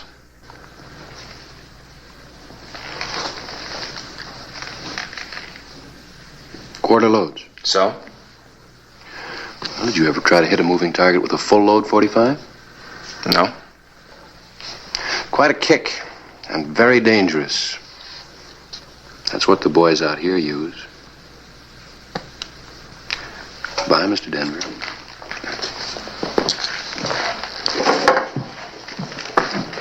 You make sense, Billy. Both of you, get out of here. Someday, Billy. Someday, nothing. You couldn't get along without me, and you know it.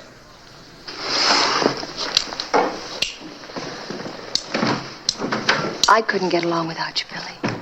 I need you. Well, I'm sorry. I don't need anybody. Just my eyes, my hands, and my guns. Everybody needs somebody. Someday you'll find that out.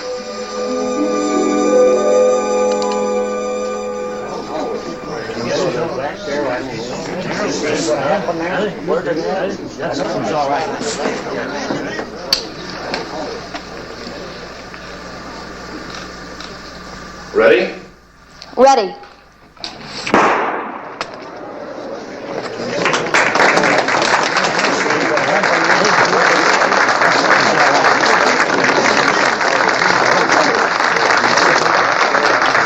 That's shooting, man. That's real shooting. Yeah, he's good.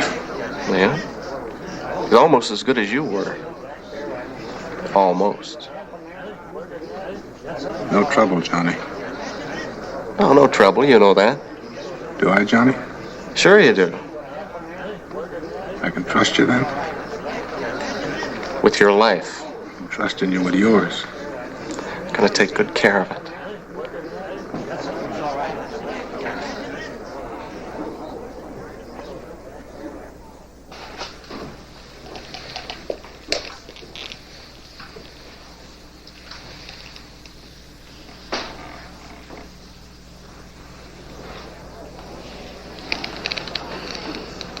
Ready? Mm-hmm.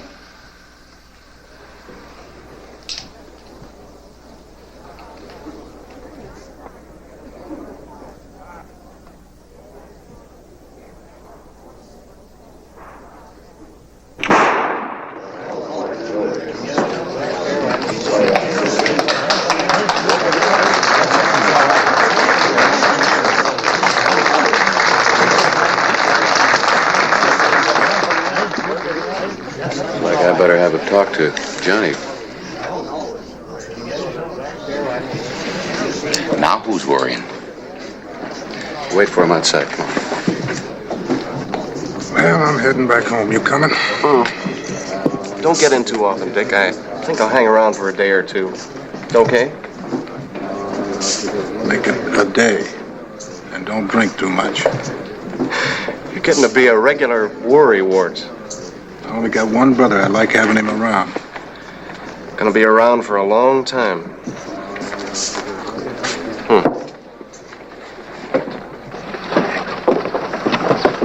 Dick! Johnny! Yeah, Lawman, something bothering you? No, I don't know yet. You gonna behave yourself tonight? Johnny won't give you no trouble, Clay. He gave me his promise. Is that right? You heard him. Make sure you don't make any trouble. Otherwise, you'll be boarding with us for a long time.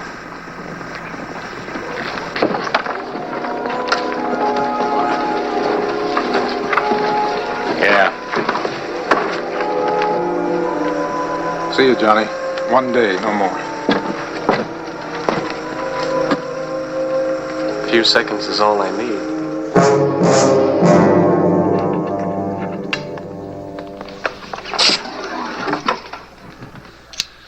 Sheriff had a good idea. Full loads.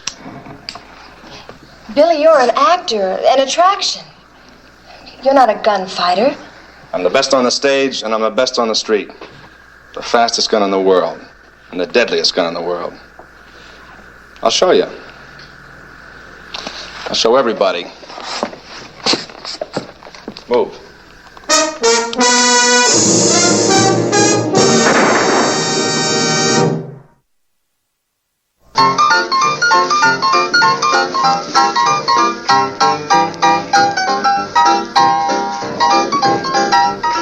Johnny Pierce was on the town looking for Billy Denver and trouble. He found them both at the Crystal Palace.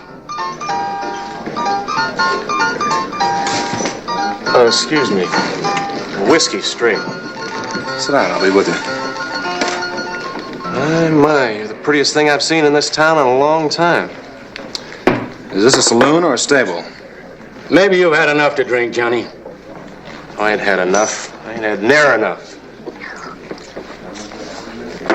Clumsy ox. Try to get your nice, pretty shirt all dirty. Johnny, please get out of here. You shouldn't have done that. You know who I am? Yeah, I know who you are. You're the fastest gun in the world. Says so right out in front of the theater. That's what it says. Johnny, go someplace and sleep it off. You're in no condition to choose Just a minute. anyone. Let's see how far you'll go to back up your loud mouth. Please, mister, he's in no condition.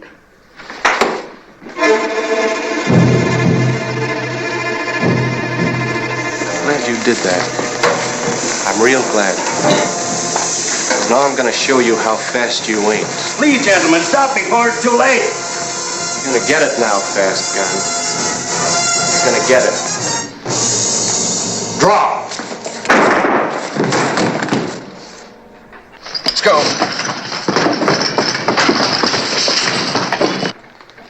All right. Anybody else don't believe I'm fast? Anybody else want to take a chance?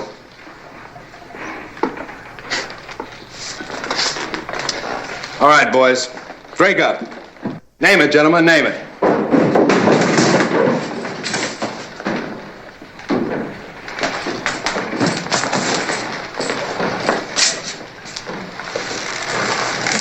Get the corner. All right, mister, what's your story? It was Johnny's fault, Clay. He asked for it, but he was pretty oiled. He didn't have a chance, not a chance. It was self-defense, pure and simple. Self-defense? You came in here looking for a fight. Gunning Johnny was like shooting a baby. You're just a tin gunfighter. Let me tell you something, Billy. You just started to die. Maybe you'd like to try your luck. Don't push yours. Now get back to your hotel and stay there. Move.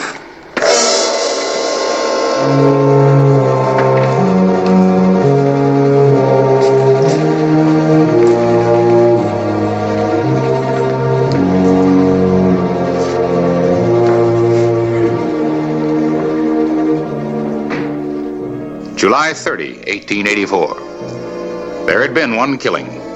Sheriff Clay Hollister didn't want another one. What do you think, Harris? I think we'd better get that conceited bonehead out of Tombstone before Dick Pierce hears about Johnny. Well, even if he doesn't hear about Johnny, he's going to come looking for him. I better go over to the theater. Try to get Mr. Denver on the stage who's leaving tonight. Give me my hat, Billy. Want me to come along? No, you stay here. Keep an eye out for Dick. If you see him, stop him.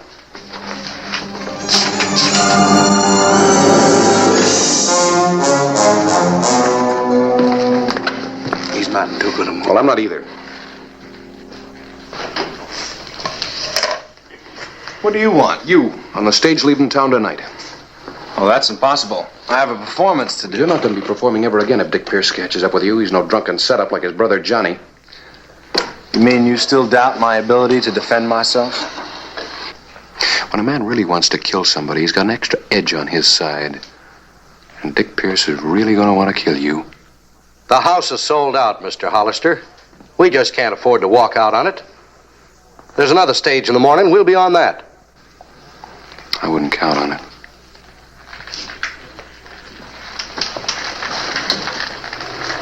There's just two ways that you're going to get him out of town. Quick or dead. Try to get him on tonight's stage.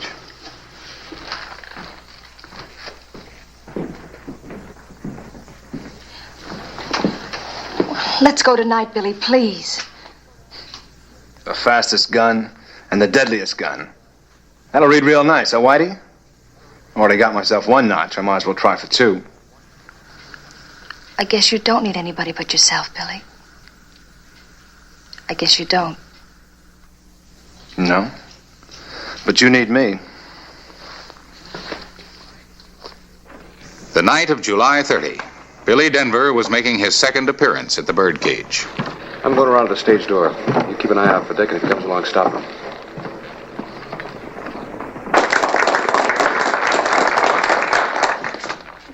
There's been an ugly rumor that I can't use anything but quarter loads.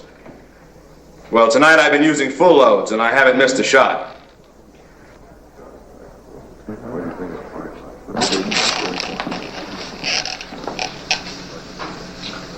You ready, Lizette? Ready.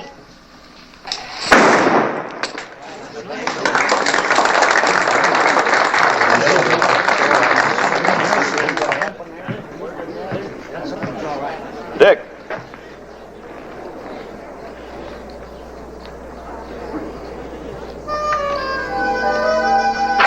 No trouble now, Dick. Don't aim to give you any trouble, Lee. That's good, because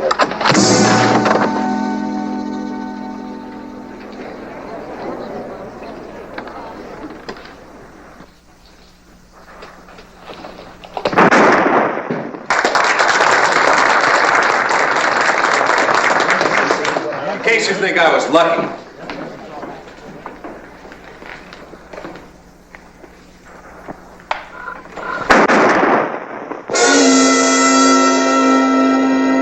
luck's run out, mister.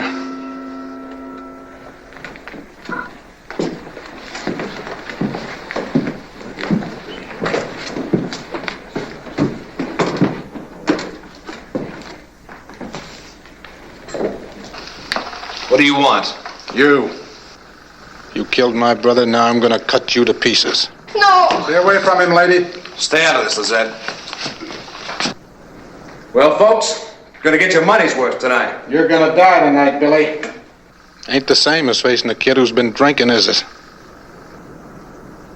Scared? Sure you're scared. All right, Billy. I'm gonna call it. Ready? 1, 2. Get out of the way, Clay. No, Dick. Get out of the way, Clay. You gonna shoot me? Lee?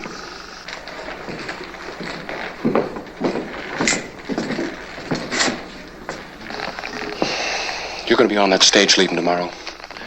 And if you're smart, you won't come back.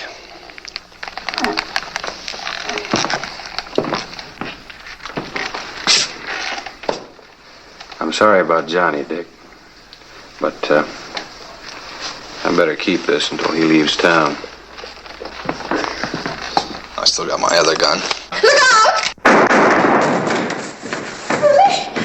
Oh, Billy. You're lucky, Billy. Dick would have shot to kill.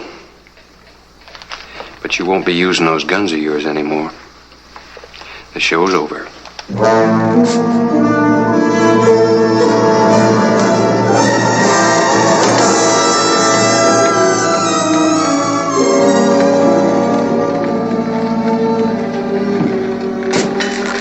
Better find yourself a new star.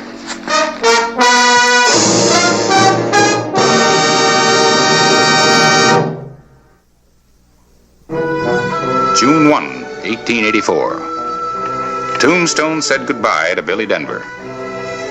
He was glad to say goodbye to Tombstone.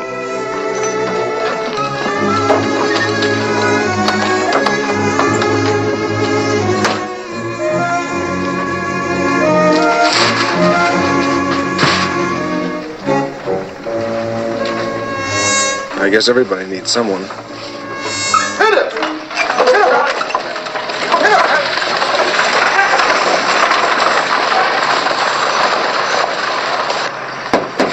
Well, I guess for Billy, the glory's gone. Maybe he's found something better to take his place. Boy, he sure was good. Outdrew his left gun. And what would have happened with his right? I guess you'll never know. That's all right with me.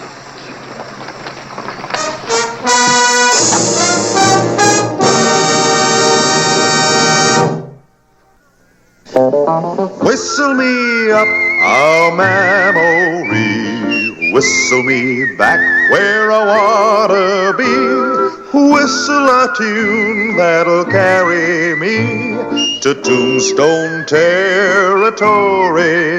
If your past has run afoul of the law, it's a handy place to be, 'cause your future's just as good as your draw in Tombstone Territory.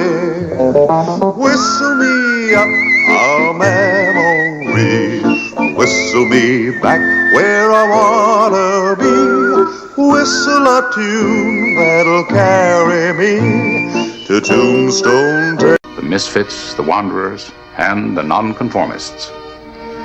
Some burned with a unique faith that they moved under the special favor of the Creator, and that He would provide them with their haven of plenty. Tabitha. Oh.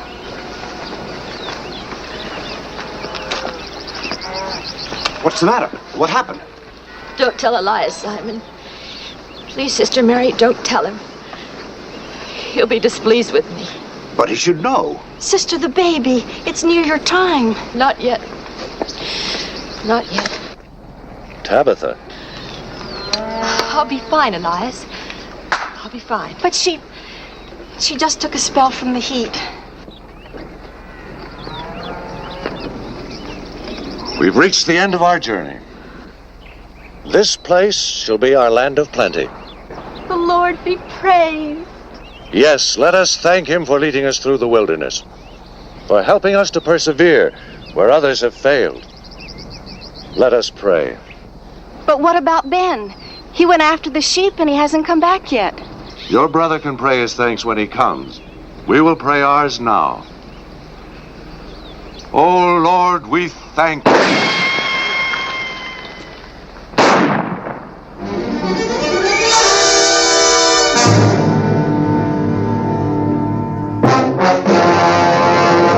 An actual account from the pages of my newspaper, the Tombstone Epitaph. This is the way it happened, in the town too tough to die.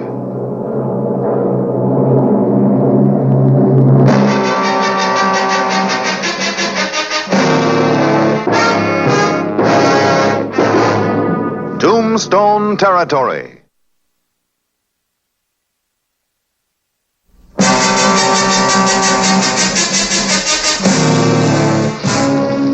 May 10, 1881. The newcomers received their welcome to the West. This yours? Ben. Yes, he's Ben Ashdown with our party. Who are you, sir? Clear out, mister. You and your whole ragtag bobtail outfit. Clear off this land. And keep out of Tombstone, understand? Who are you? The name's Lige Crown. My ranch is up yonder, and you ain't my choice for neighbors. Is that enough? Lige for Elijah. Surely, Mr. Crown. Listen, we've had your kind around here before. With all your strange ways, full of pious spoutings, wearing them clothes and setting example for our young'uns. We know all about you. You've never seen us before. This is the farthest west any of our people have ever come. Yes, and you're going farther. Today. We don't believe in violence. But we won't leave. The land is here for all. We ask only the right to live and work in peace on a small portion of it.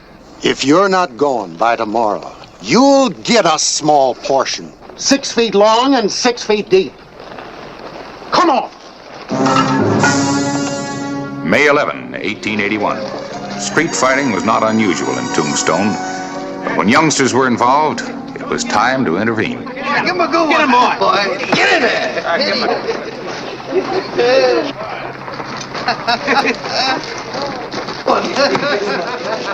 All right, that's enough. Stop it.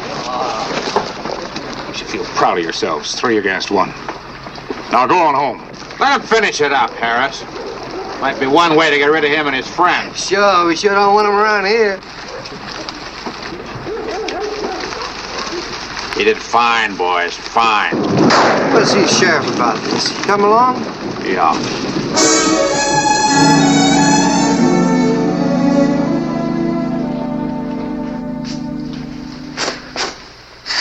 Thank you, Mr. Clyburn. Harris Clyburn. My name's Ben Ashdown, sir. I'm glad to know you, Ben. You're from that new camp outside of town. Yes, sir. Looking for a job in town. Doesn't much look like I'll get one, does it? What can you do? Work hard and learn. Well, maybe I can find you something here at the Epitaph. Well, I can read and write. Well, good. $2 a week. You start at 8 in the morning. Well, I'll be here, Mr. Clyburn.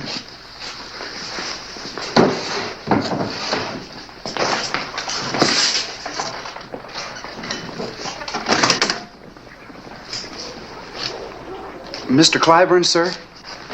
Yes, ma'am. Are you a godly man? Well, now that you mention it, I think I am, in my own way. Well, that's good. If you weren't, Elder Ransom wouldn't let me take the job.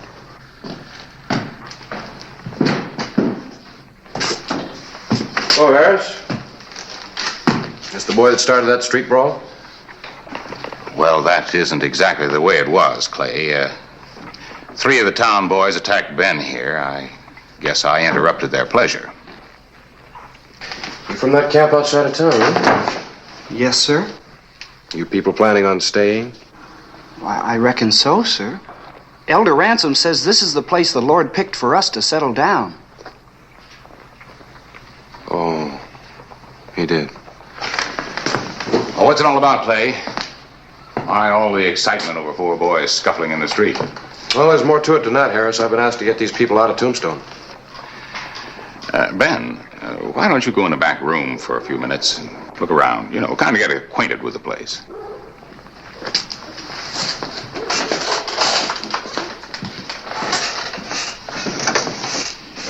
He goes to work for me tomorrow morning. Harris, those people have to go.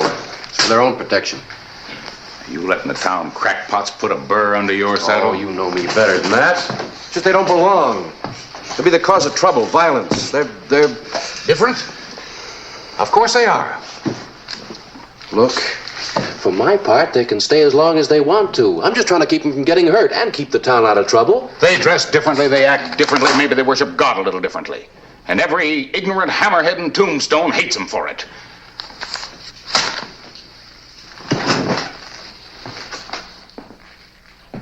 May 12, a rainy afternoon in Tombstone.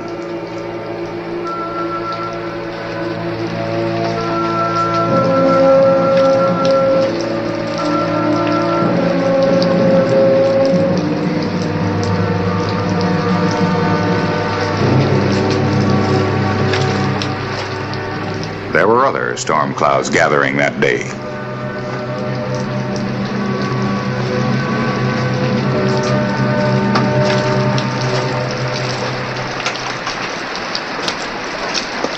Yes?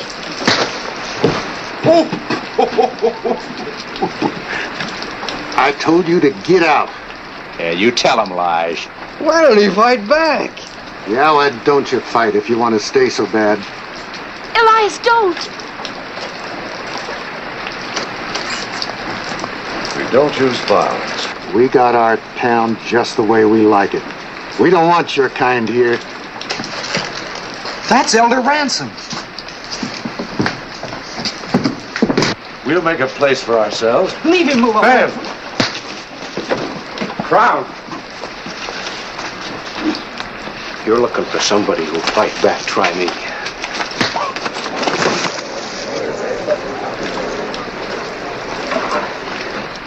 You gonna throw me in jail now, Sheriff?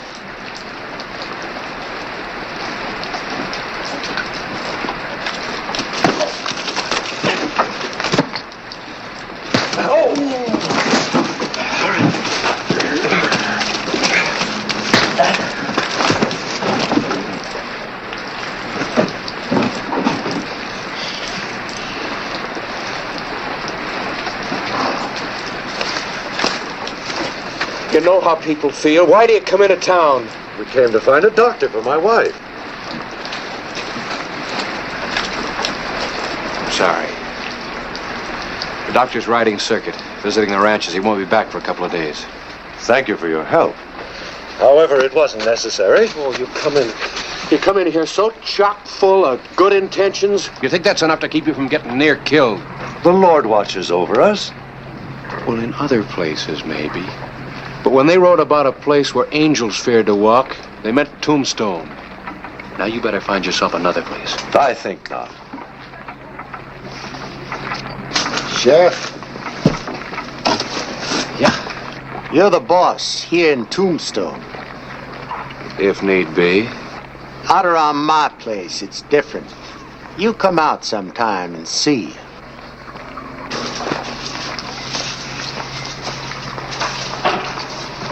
I'm sorry, Mrs. Ransom, for the whole town.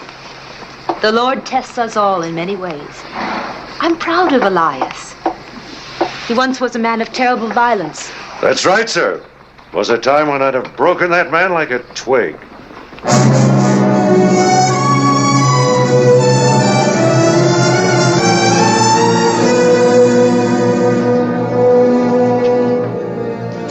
The night of May 12.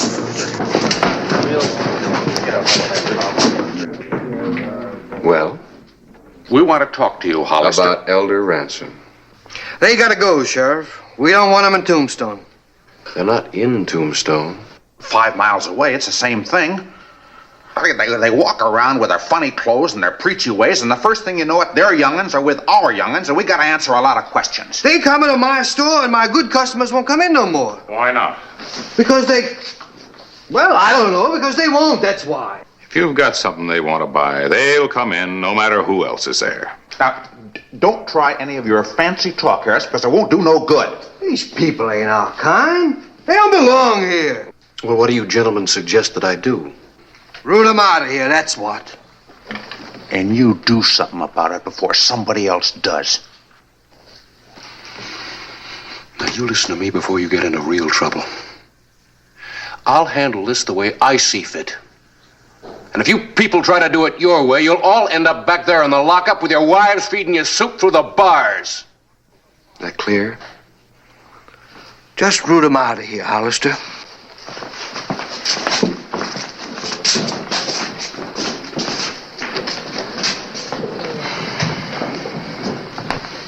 Well, you heard it. If I let those people stay, there's going to be bloodshed. I can't have that. Clay, Ransom, and his party are in this county, and their rights are in jeopardy. You're sheriff of this county and committed by oath to protect those rights. And you know what they say? They say the Lord told him to settle here. And if they stay here, you know what'll happen? There'll be more of them coming here. And how'd you like your kids marrying up with them? What'd Hollister say when you talked to him? Well, he said we dasn't. Did he say what he was going to do? No, not exactly. If the sheriff don't protect the citizens, then what? And the citizens gotta protect themselves. You're right. Yes. Somebody go heat up the tar bucket. Well, that woman's gonna have a baby right quick. Then let her have it on the trail. That's where I was born, and it didn't hurt me none. Come on. Let's get it.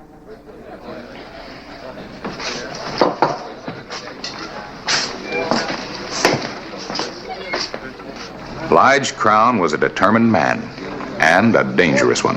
They won't listen to me. I've got to go out to that camp. And chase them down the trail. No, the time for talking's done, Harris.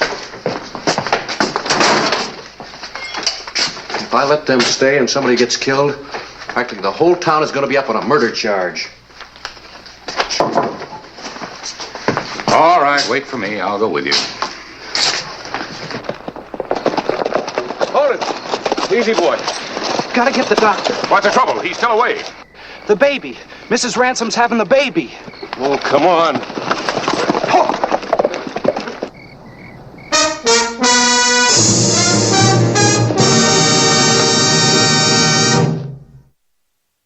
May 12, 1882. Hold it! Come on, this way's quicker. Is Elder Ransom there? No, he's looking for the doctor. Come on!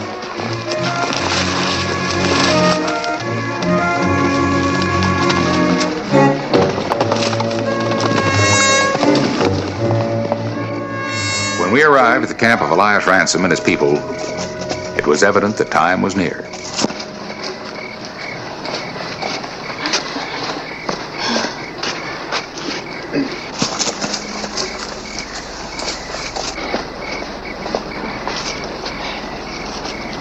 Do you know anything about... have you ever done...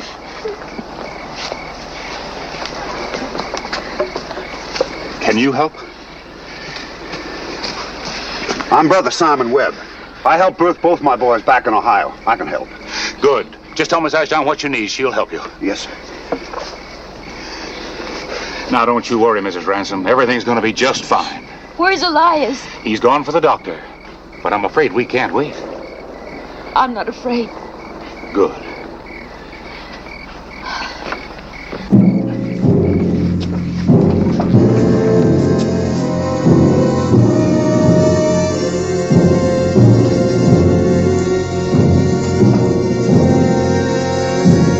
A bucket of hot tar was steaming on the bar of the Oriental. All Lige Crown was waiting for was the rail. Looks like I'm out. Hey! Here he is.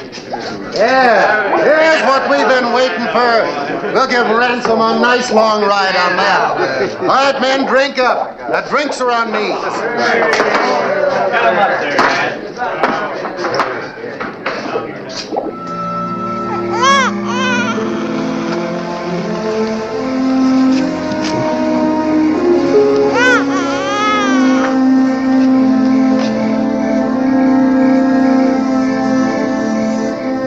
How do you like that? Didn't cost him a nickel, and he's complaining about the service. You're kind of small, isn't he, Harris? They come that way. Well, yeah, I know that, but I was expecting this one to be different, something special. He sure is special, all right. Born into trouble. Didn't have a thing to say about it. Clay Hollister's deputy, Lee Yeagley, watched Crown's men pile out of the Oriental. All right, boys, we'll see you.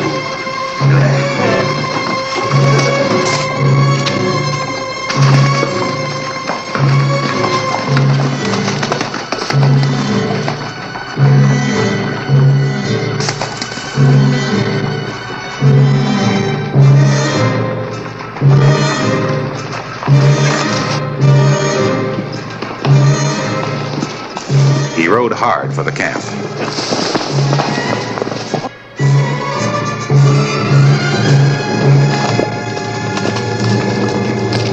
Town's eating up fast, Clay. Looks like it's going to blow. Well, how soon do you figure they'll get here? They should be here soon. They were pouring out of the Oriental when I left. Harris, I gotta get him out of here. How? Well, not down the trail, if that's what you mean. I just gotta get him to move the campsite a little bit until I can get those yahoos simmered down. Clay, you won't be able to move him even at gunpoint. Yeah, I guess you're right. Or maybe I can move Crown and those others. Maybe.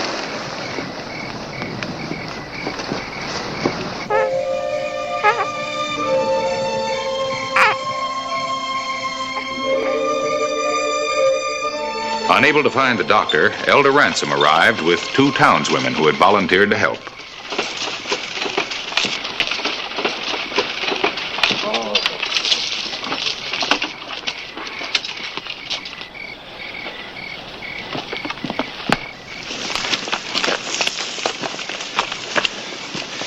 Mother and son are doing fine. Mother?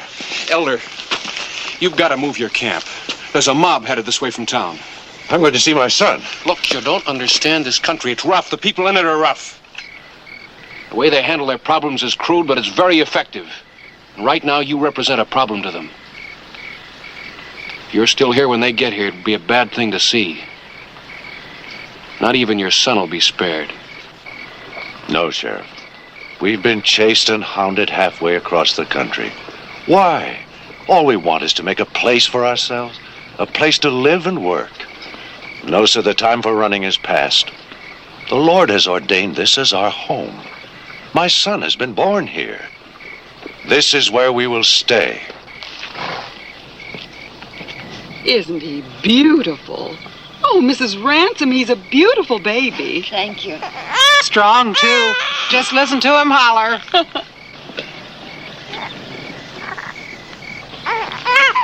This is no place for a man.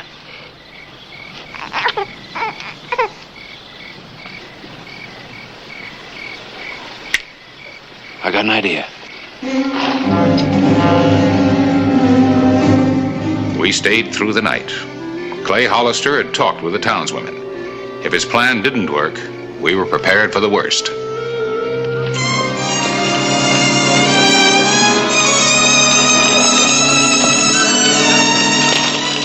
The morning of May 13, 1882.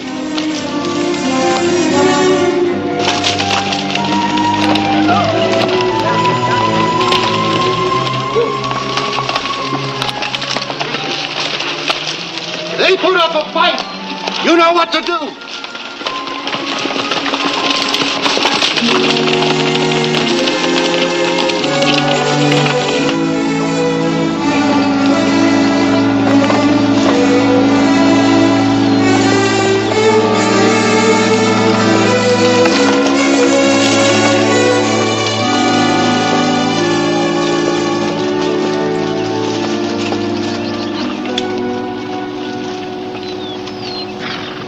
Miss Woolsey, you get out of here. I suppose you'll shoot me if I don't, Lige Crown. Well, I'm not going to. Not gonna budge. Hannah? Don't you Hannah me, Henry Woolsey. I'd like to know what you think you're doing riding around the hills all night yelling like a wild Indian. Oh, we're gonna get rid of these folks. Drive them out of Tombstone. They don't belong here, Mrs. Woolsey. Like to know why not? I'd be proud to have them as my neighbors. I suppose you think 'cause they ain't exactly like us, we gotta treat them like heathens. Well, let them go someplace else. Why'd they have to stop here? I remind you, John Harker, we all had our reasons for coming west, and none of us come from the same place. And we all learned to live together. They ain't our kind of folks. Well, there ain't nothing so special about you, Lige Crown. You ain't greedy, not much. You just want all the land that's next to yours. Well, these folks won't take up much room, and I say they're welcome to it. You ain't gonna let a couple of women stop you. Come on! John! What's in that pail? Tar, huh? You want to put tar and feathers on somebody?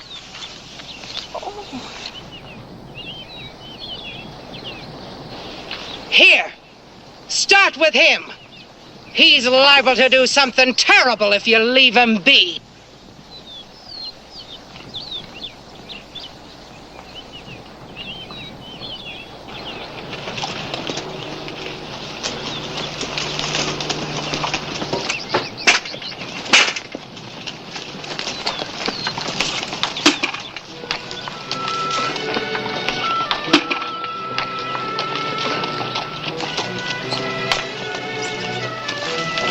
How do you like it, Lige? Being on the outside. Don't be afraid of us, Mr. Crown. We're good neighbors.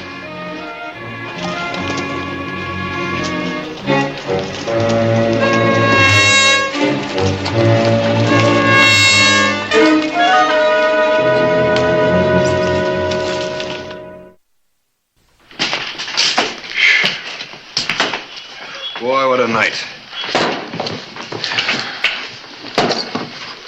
Not a shot fired.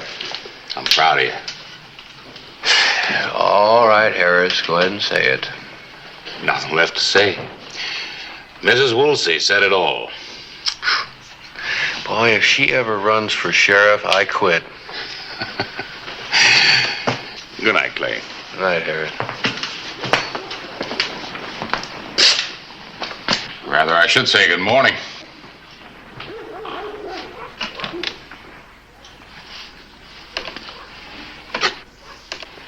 Clay, before that baby is much older, the rule of the gun in this territory will end.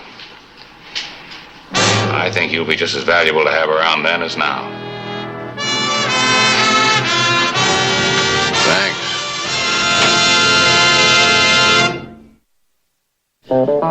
Whistle me up a memory, whistle me back where I wanna be, whistle a tune that'll carry me to Tombstone Territory.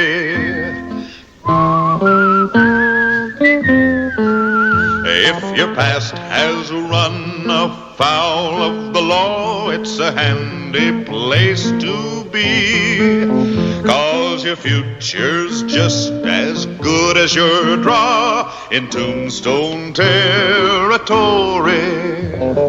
Whistle me up a memory, whistle me back where I wanna be, whistle a tune that'll carry me to Tombstone Territory.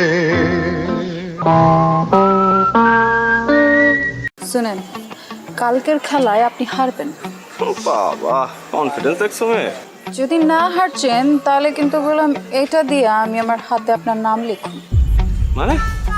মানে তো তখনই বুঝবেন যখন এটার দায় আপনার উপর পড়বো। ওই দিনকার তোরে হাত খরচের লেগা 5,000 টাকা দিয়েছিলাম।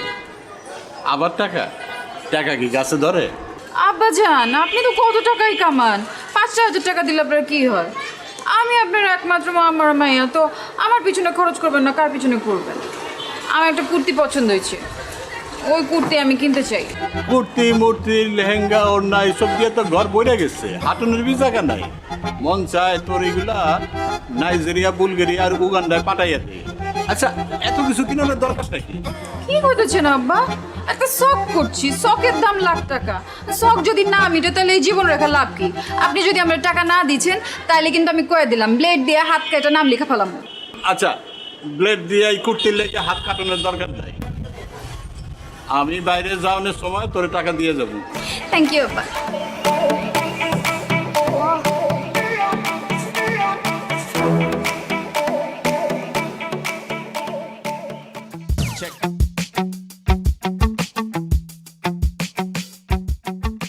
আচ্ছা লাইলি, তুমি এরকম প্রতিদিন কোনো পড়াই কমপ্লিট করছো না। আমি কিন্তু তোমাকে আর পড়াতে আসবো না।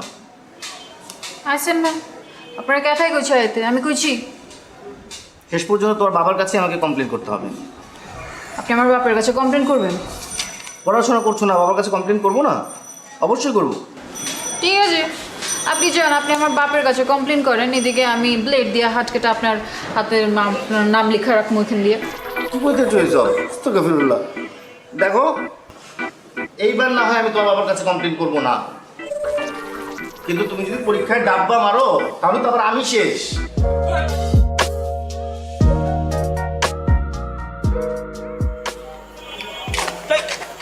ও তুমি ডরাইছেন? ডরাবো কেন? মাগের এরকম আটকা মায়া মনের সামনে চলে আসলে তো একটু চিন্তা লাগেই। আর কালকে আবার তোমার মামার সাথে চ্যালেঞ্জ, বললে আইসো শেষবার মতো চুল দাঁড়িয়ে আশ্রয় আসতে। শুনেন, কালকের খেলায় আপনি হারবেন। বাবা, কনফিডেন্স দেখছো মেয়ে? যদি না হারছেন তাহলে কিন্তু বললাম এটা দিয়ে আমি আমার হাতে আপনার নাম লিখুন। মানে তো তখনই বুঝবেন যখন এটার দায় আপনার উপর পড়বো। সরেন। আরে ভাই, নাম লিখবা মানে? কি মুসিবতে বললাম, জিততে না পারে এখন 2 নাম্বারই।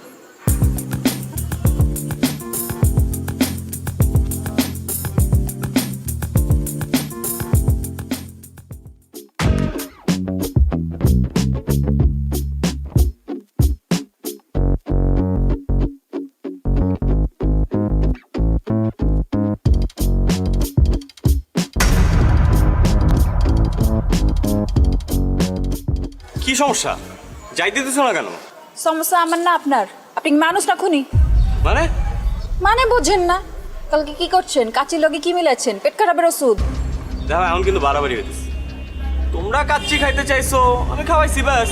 কারণ কারো যদি পেট পাতলা হয়ে যায়, কেউ যদি হজম করতে না পারে, সেটা তো তার সমস্যা, আমার না। বাড়াবাড়ি আমরা করছি না আপনারা করছেন? মানে ইচ্ছে করে আপনারা খান নাই কালকে, তাই না? যাতে আমার লাগে প্রতিশোধ নিতে পারেন। আর যদি নিতে চাই সেটা কি দোষ? 3 বার ঘুরি চ্যাম্পিয়ন আমি, তোমার কারণে আমার হারতে হয়েছে। হারছেন তো কি হচ্ছে, মাঝে মাঝে কিছু জিতবার লাগা কিছু হারতে হয়। এই তোমার কাছে হাইরে আমি কি জিতছি? হ্যাঁ, আমারই জিতছেন, আমার মন জিতছেন। এই দেখো তুমি আমার আবার কোনো কিছু তো ফাঁসে দিচ্ছ, আমি বুঝছি। এইসব ফান্দে আমি পা দিতেছি না, প্লিজ। আমি আপনারে ফাঁসাই নাই, আপনি আমারে ফাঁসাইছেন। আমি তো আপনার প্রেমে পড়ে গেছি ফ্রি মাস্টার। আপনি আমার মারবেন, মারেন, কাটতেও ফালান, কিন্তু আমি আপনার ভালোবাসি, এটাই সায়েন্স। হ্যাঁ, এর জন্যই তো সায়েন্সে মারো ডাব্বা। যতই অপমান করেন, শাদি তো আপনার আমার লগেই হইব। তোমার মতো মেয়ের সাথে শাদি দূরে থাক, প্রেম পর্যন্ত করতে রাজি নাই আমি। আর এইসব ব্লেড ফেড দিয়ে কোনো কাজ হবে না, আমি ভয় পাই না আর। দেখো চন্দ্র, তুমি কি করো।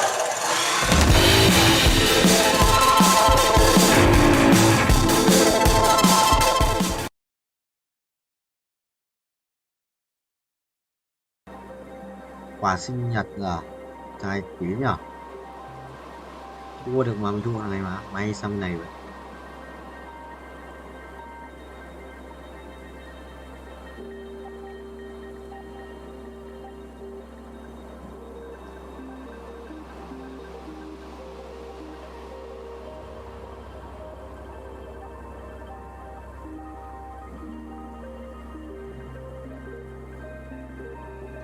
Ok, đấy, lại và để đã tự di chuyển, là thể di chuyển, là thể chỉnh hai bên là xong. Đinh không phải, Đinh không phải, Đinh không thấy ơi, Đinh không thấy ơi,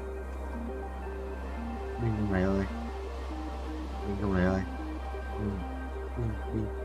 ai á, chôn tao.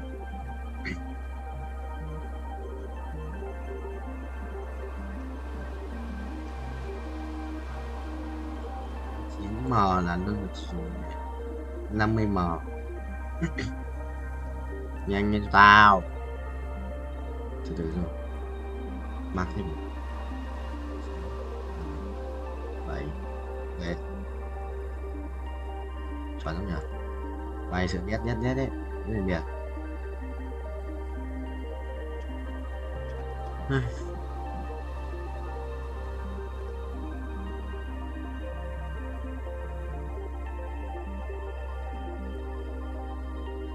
Vậy gì hay à, mảnh rất nhiều mảnh nha, rất nhiều mảnh nha. Cung luôn mà thôi, xin cái mảnh lấy đồ chỗ ăn vậy. Thêm cái giáp máu nữa, khiếp, mấy cái mảnh cũng hết sạch mà. Anh lấy mảnh còn lại.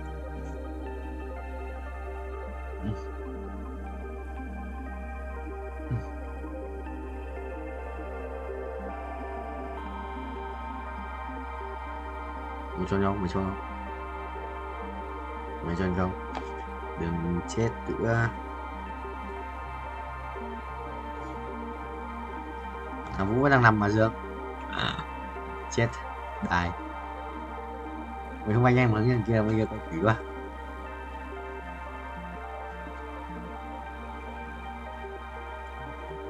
Nhiều đi quát à? Ai à?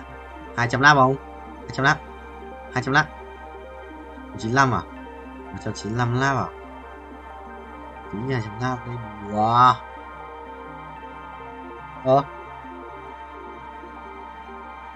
À đúng rồi. Nhầm.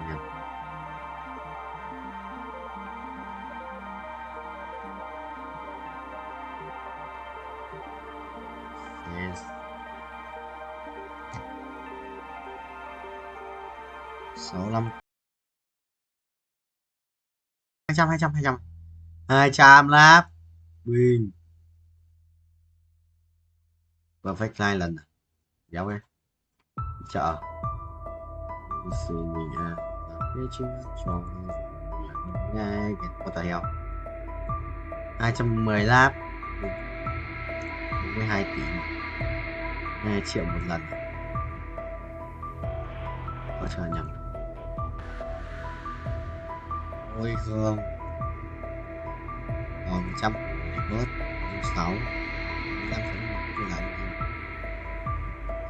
sửa binh chỉ linh ấy bay một chỉ linh điên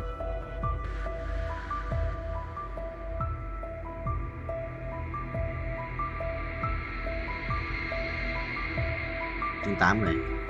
Làm chi? Một cây đai máu nữa, sử dụng ra một cái giáp máu à? Đây hả? Một bên.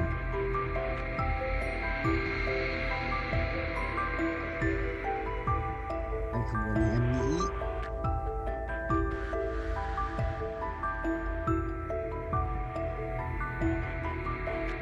Phải đấy. Nhưng mà xếp sai bên khác, xếp bên là thắng. Đấy chị ơi. Đúng rồi, 2 mạng nữa. Chỉ cái này 33 triệu start rồi. Tiền cái chứ. Ngon, vừa lên 8 mất và 8 đủ thì. Có ra xét này. Không muốn đâu. Bên này chọn hơn đấy.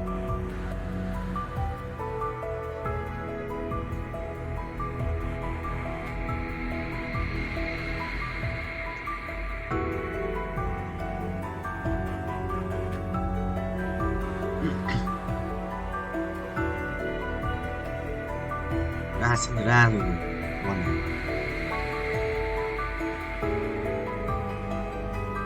tôi xếp tiền lên 30 tiền nữa nhanh không ra xong ra chim rồi đủ tiền còn tôi đang nhảy đá gì đó quên ra đây nó lại quay nhiều lên ngoài mắt ngoài thành là thầm trong mắt rồi có nguy không anh em tôi là cái nguy sao mà lắm mắt người ta sao người xuống rồi lắp con sinh ra và xong là 57 nghìn sinh viên cái ghét của anh đâu còn bà sinh viên cũng xanh rồi quỷ à mới thua thật thì ai người đánh hay đấy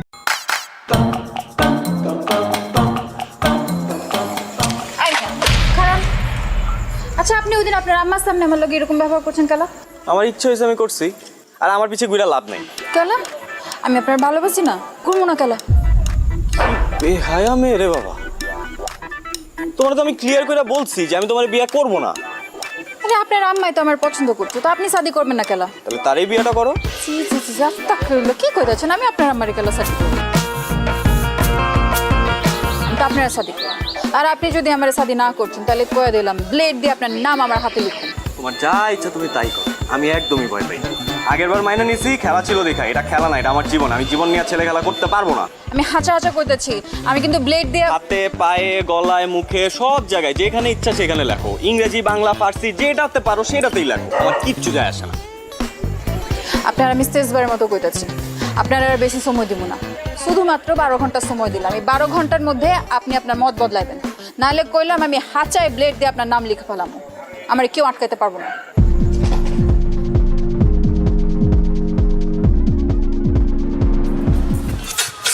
আরামসে তুমি cigarette টানো, বুঝে নাই শান্তিতে, আর ওদিক দিয়ে কাম সারছে। আরে শুনোস না, ওই মেয়ে তো ডেঞ্জারাস একটা ঘটনা ঘটায় ফেলছে। লেট দিয়ে হাত কাটছে, এখন কি গো মামা? ওই মেয়েটা বস কি মামা? হাত কেন? ওই মেয়ের তোর কোনো কথা হয়েছিল?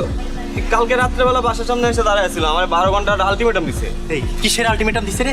হ্যাঁ আরে ওই বিয়াতে রাজি না হইলে কি জানি। এই কথা তুই আগে কবি না। আরে আমি কি বুঝছি নাকি? আরে না বাবার কি আছে, বুঝোস না, মেয়েটা তো ডেঞ্জারাস। এখন যদি কিছু হয়ে যায় মামা, আমাকে তো পুলিশে ধরে নিয়ে যাবে। আমি কি করছি? ও আমি কি করছি কিছু জানো না? ওই বেটা আইনার মারপে জানো, জীবনে তো থানায় তুই যাস্তে জানবি কেন? থানায় আমি গেছি ফোন, যে কোনো হলে আত্মহত্যা প্ররোচনকারী যেই হোক নাকি, তার নাম যদি একবার থানায় গিয়ে কয় মামা, তাহলে তোর খবর আছে। এখন তুই কি করবি তুই চিন্তা করে দেখ। কি করছে সব? এই লাইলি বাইচা আছে তো? হ্যাঁ শুনলাম, ও তো বাইচা আছে। কোন হসপিটাল আছে? কো আমি যাই একটু দেখা করে আসি। হসপিটালে যাই দেখা করে, হসপিটাল থাকলে এতক্ষণ তুমি চৈত শিকার ভিতরে থাকলা, বুঝো নাই? আর তুমি যাই হয়তো বাসায় আছে। এই তুই কি ওর বাসায় যাবি? তুই যাবি মামা?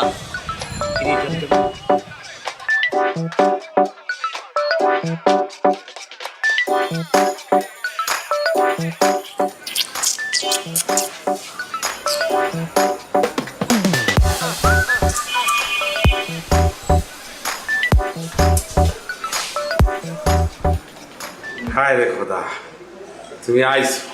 আমি জানতাম তুমি আইবা। আমি লাইলিরে কইছি তুমি আসবা। চ্যাংরা হও আর রক্ত গরম হও, মানুষ তো। তোমার মনের ভিতরে সেই প্রেমটা আছে। আচ্ছা আমি লাইলির সাথে একটু দেখা করবো। লাইলির সাথে দেখা করবা? কেমন আছে ও? আছে বাবা, আসো আসো, তোমার আমি একটু দেখা করে আসো।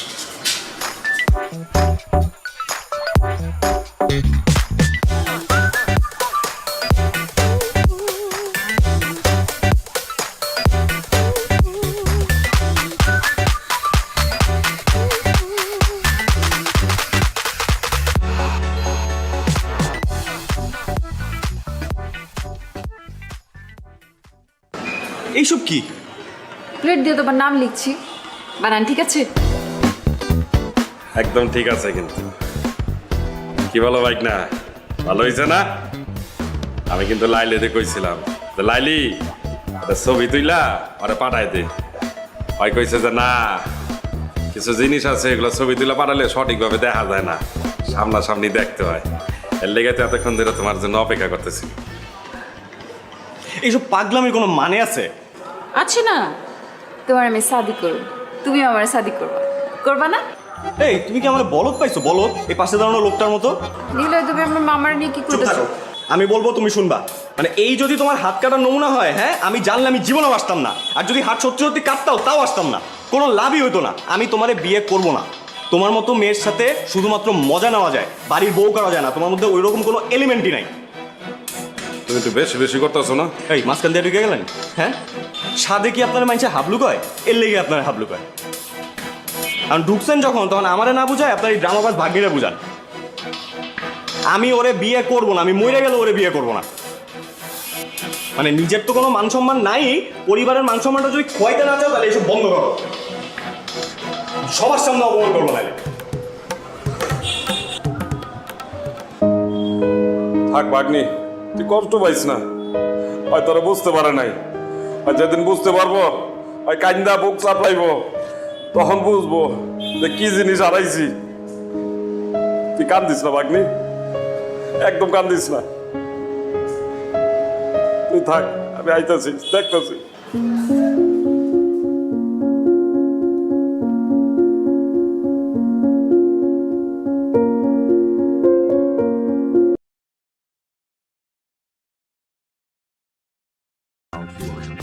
Rồi, bye bye.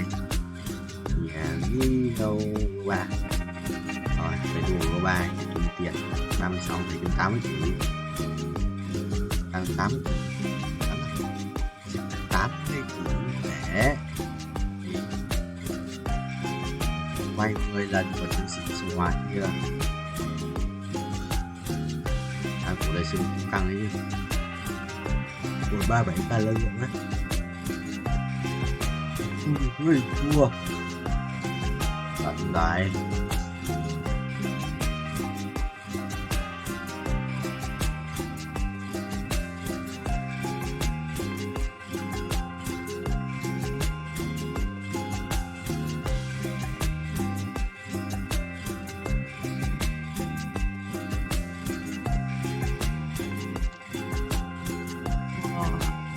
Xong rồi bay 36 mời cái bước lại nha.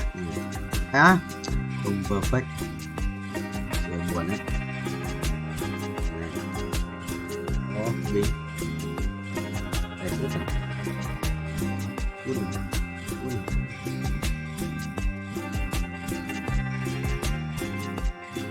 chít uống xong đấu à.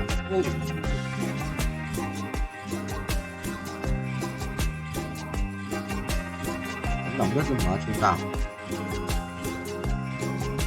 Rồi 2 lần có tới gia đình, 3 lần có tới gia đình, 4 lần, 5 lần, 22 đúng tiền. Tắt giật nước màu này 39 tí năng lượng kéo ngoài ở đây ạ, theo một tí năng lượng kéo nhặt.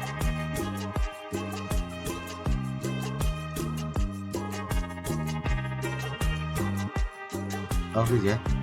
Chỉ cần nói nha. Tỷ năng lượng mà nó lên nhiều lượng vãi. Lưỡi kiếm uy lực.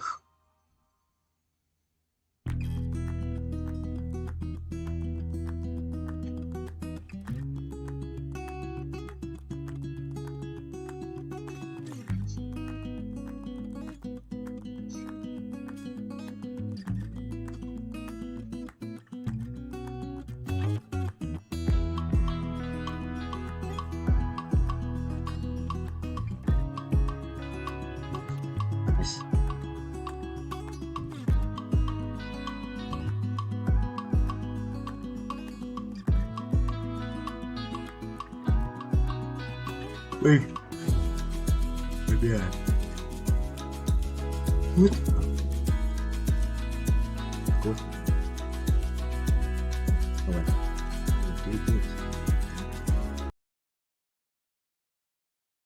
thì chẳng kiếm gì đấy mạnh nhất rồi. Có kiếm mạnh hơn đâu chuột. Vì mất đến mắc cuối vì mất được mắc tay heo ấy. Xong mắc tay heo thì mất. Kiếm mạnh nhất rồi, kiếm mạnh nhất rồi đâu. Đéo kiếm mạnh hơn. Kiếm nhất rồi còn đâu.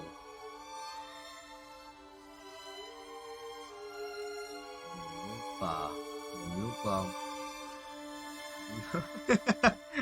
một lúc vào nót không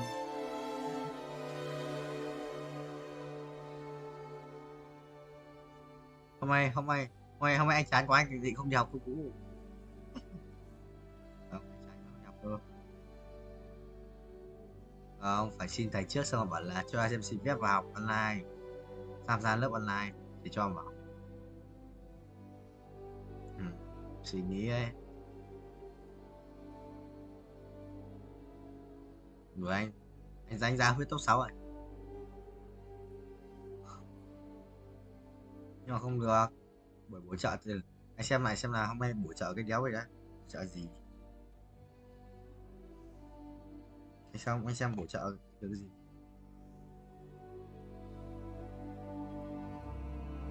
Tuần không nghe đâu, nó tắt nghe mà còn nào đâu rồi mà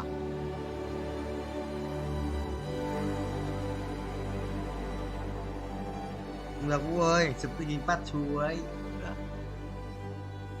Bây giờ sẽ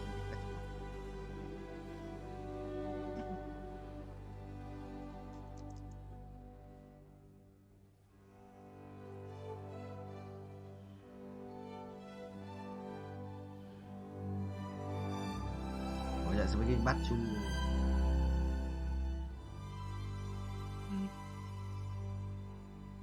không nó hỏi về át thì nó bị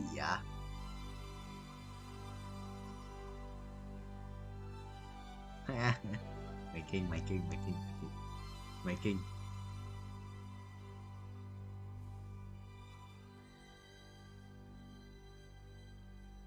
thôi Nam không được làm thôi Nam gì thử xem trong thư spam ấy xem có không.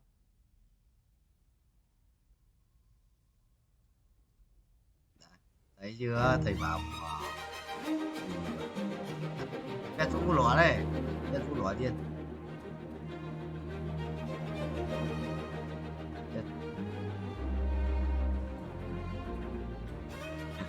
không mà chán quá.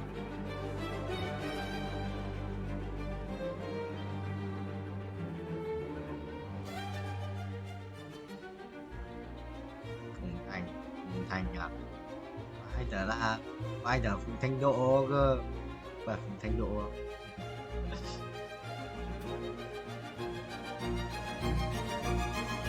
quay lên mình thải quay lên mình Việt Nam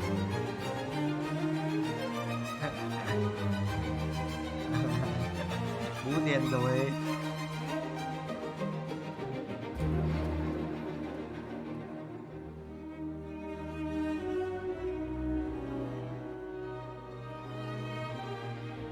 của anh tôi mà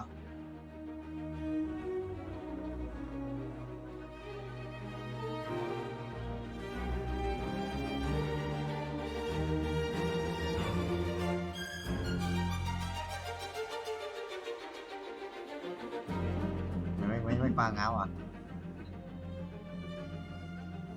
À, điên. Điên à, cái thằng này quay còn dài hơn. Cái thằng này còn quay còn dài hơn cái thằng đầu tiên quay cùng anh cơ. Thằng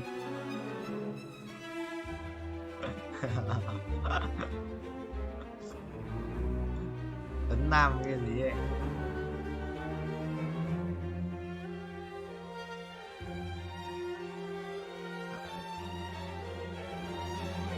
Không bị viết là xong mà.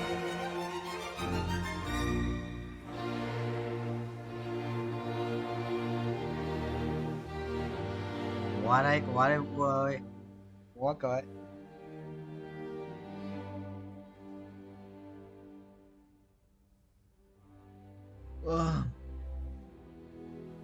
Tập tới sau đấy bị đau vua. Nó xong ngủ dậy. Rồi xong ngủ dậy không bị đau.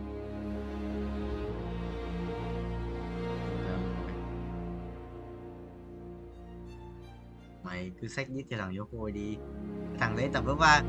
Thằng ấy tập mỗi bài mỗi máy một set, xong rồi nó đi chỗ khác, xong rồi tôi về nó kêu đau quá. À.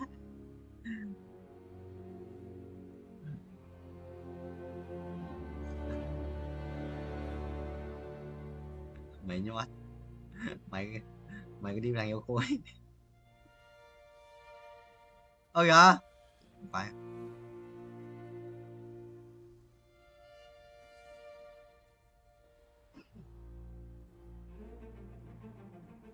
Lưng tay trước.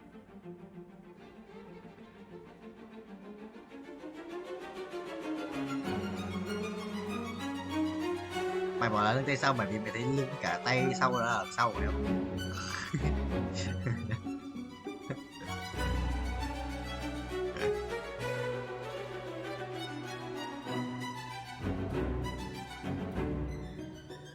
Huyết kiếm à? Mày kinh. Gà đen à?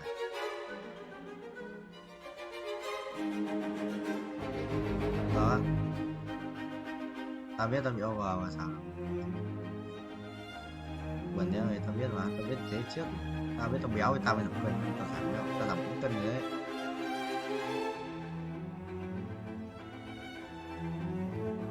Nhầm không phải, nhầm vậy bro.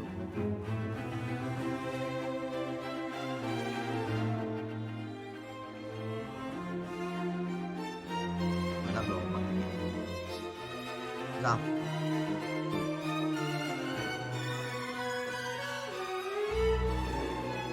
À. Vì mất thì danh hiệu của đéo gì nhỉ? Danh hiệu đâu mày? Daily tôi có tời heo, mai sẽ được một con OP tiếp à? Danh hiệu ở đâu đâu? Sai sổ à? À đây đây. Vua S 252 block 9.000 block, coi 3 tỷ 2. Anh quỷ vương cái lobby nè.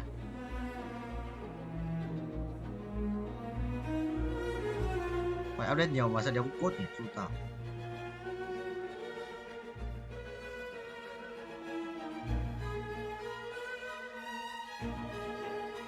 Cái gì? Este mama. Đi qua mẹ mày.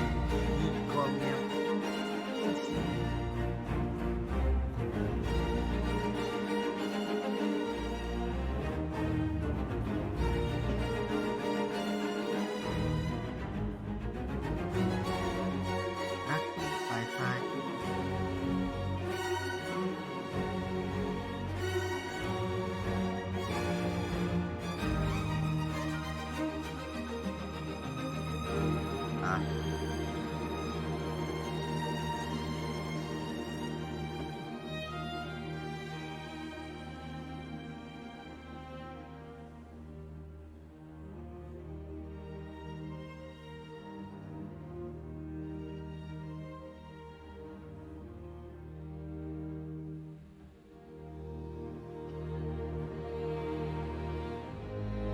Gửi mấy bạn sáng nay thi giải tích điểm 8 cộng mà cứ kêu thấp nhé. Mình thi có 3.5 thôi.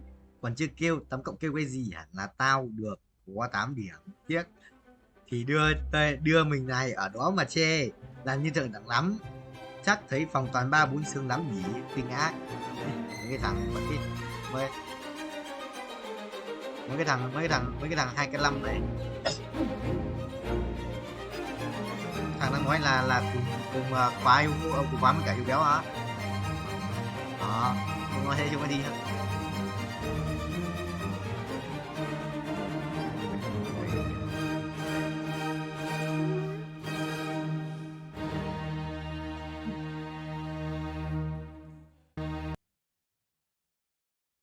Sao Vũ thì anh nói bị dính nhà ám với Thỉnh Nam.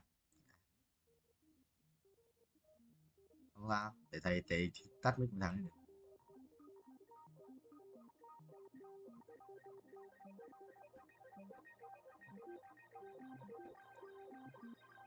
Em quan. Ui thầy khỏe đấy. Có được quan khỏe vậy bro lui. Thầy mà chưa khỏe như vậy, thầy khỏe hơn. À, ánh sáng. Nhót. Mày cái đéo bây giờ, đéo nhặt trên gì luôn. Ở trên ta còn muốn chơi là đánh con đây. Yes sir, sống chết có số rồi. Dạ. Bảo Nam về phê phát gì xong rồi lên xem có sao. Well với cùng rồi. Hết rồi, cảm xúc đi mất đi mất được mà, đến móc cuối phát đi mất được luôn. À không, đi mất đi chứ. Bị mất luôn. Hôm tao đánh đến mãi không đi thầm thì bớt này, tao đánh 50 tỏi tiền đéo thì bớt, rồi sau thì bớt thì không. Em gì, bao nhiêu tiền trả em đéo rồi sau phải đi bớt hết.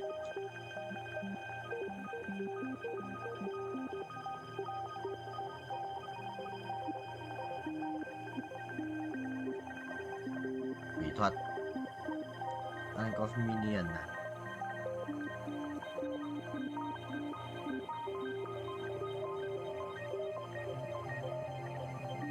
Phải quất đi à? Có một thằng chụp ảnh quất đi vào trường cấp 3 đéo nào nó đang là đéo hiểu thằng áo nào tự dưng vào trường tông nghịch anh em ạ.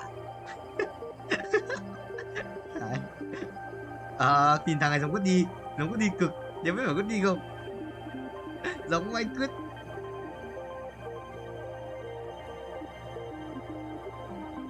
Thằng quất đi thật thì sao ấy? Quất đi mà, nhưng mà nhìn nó béo hơn mọi lần ấy.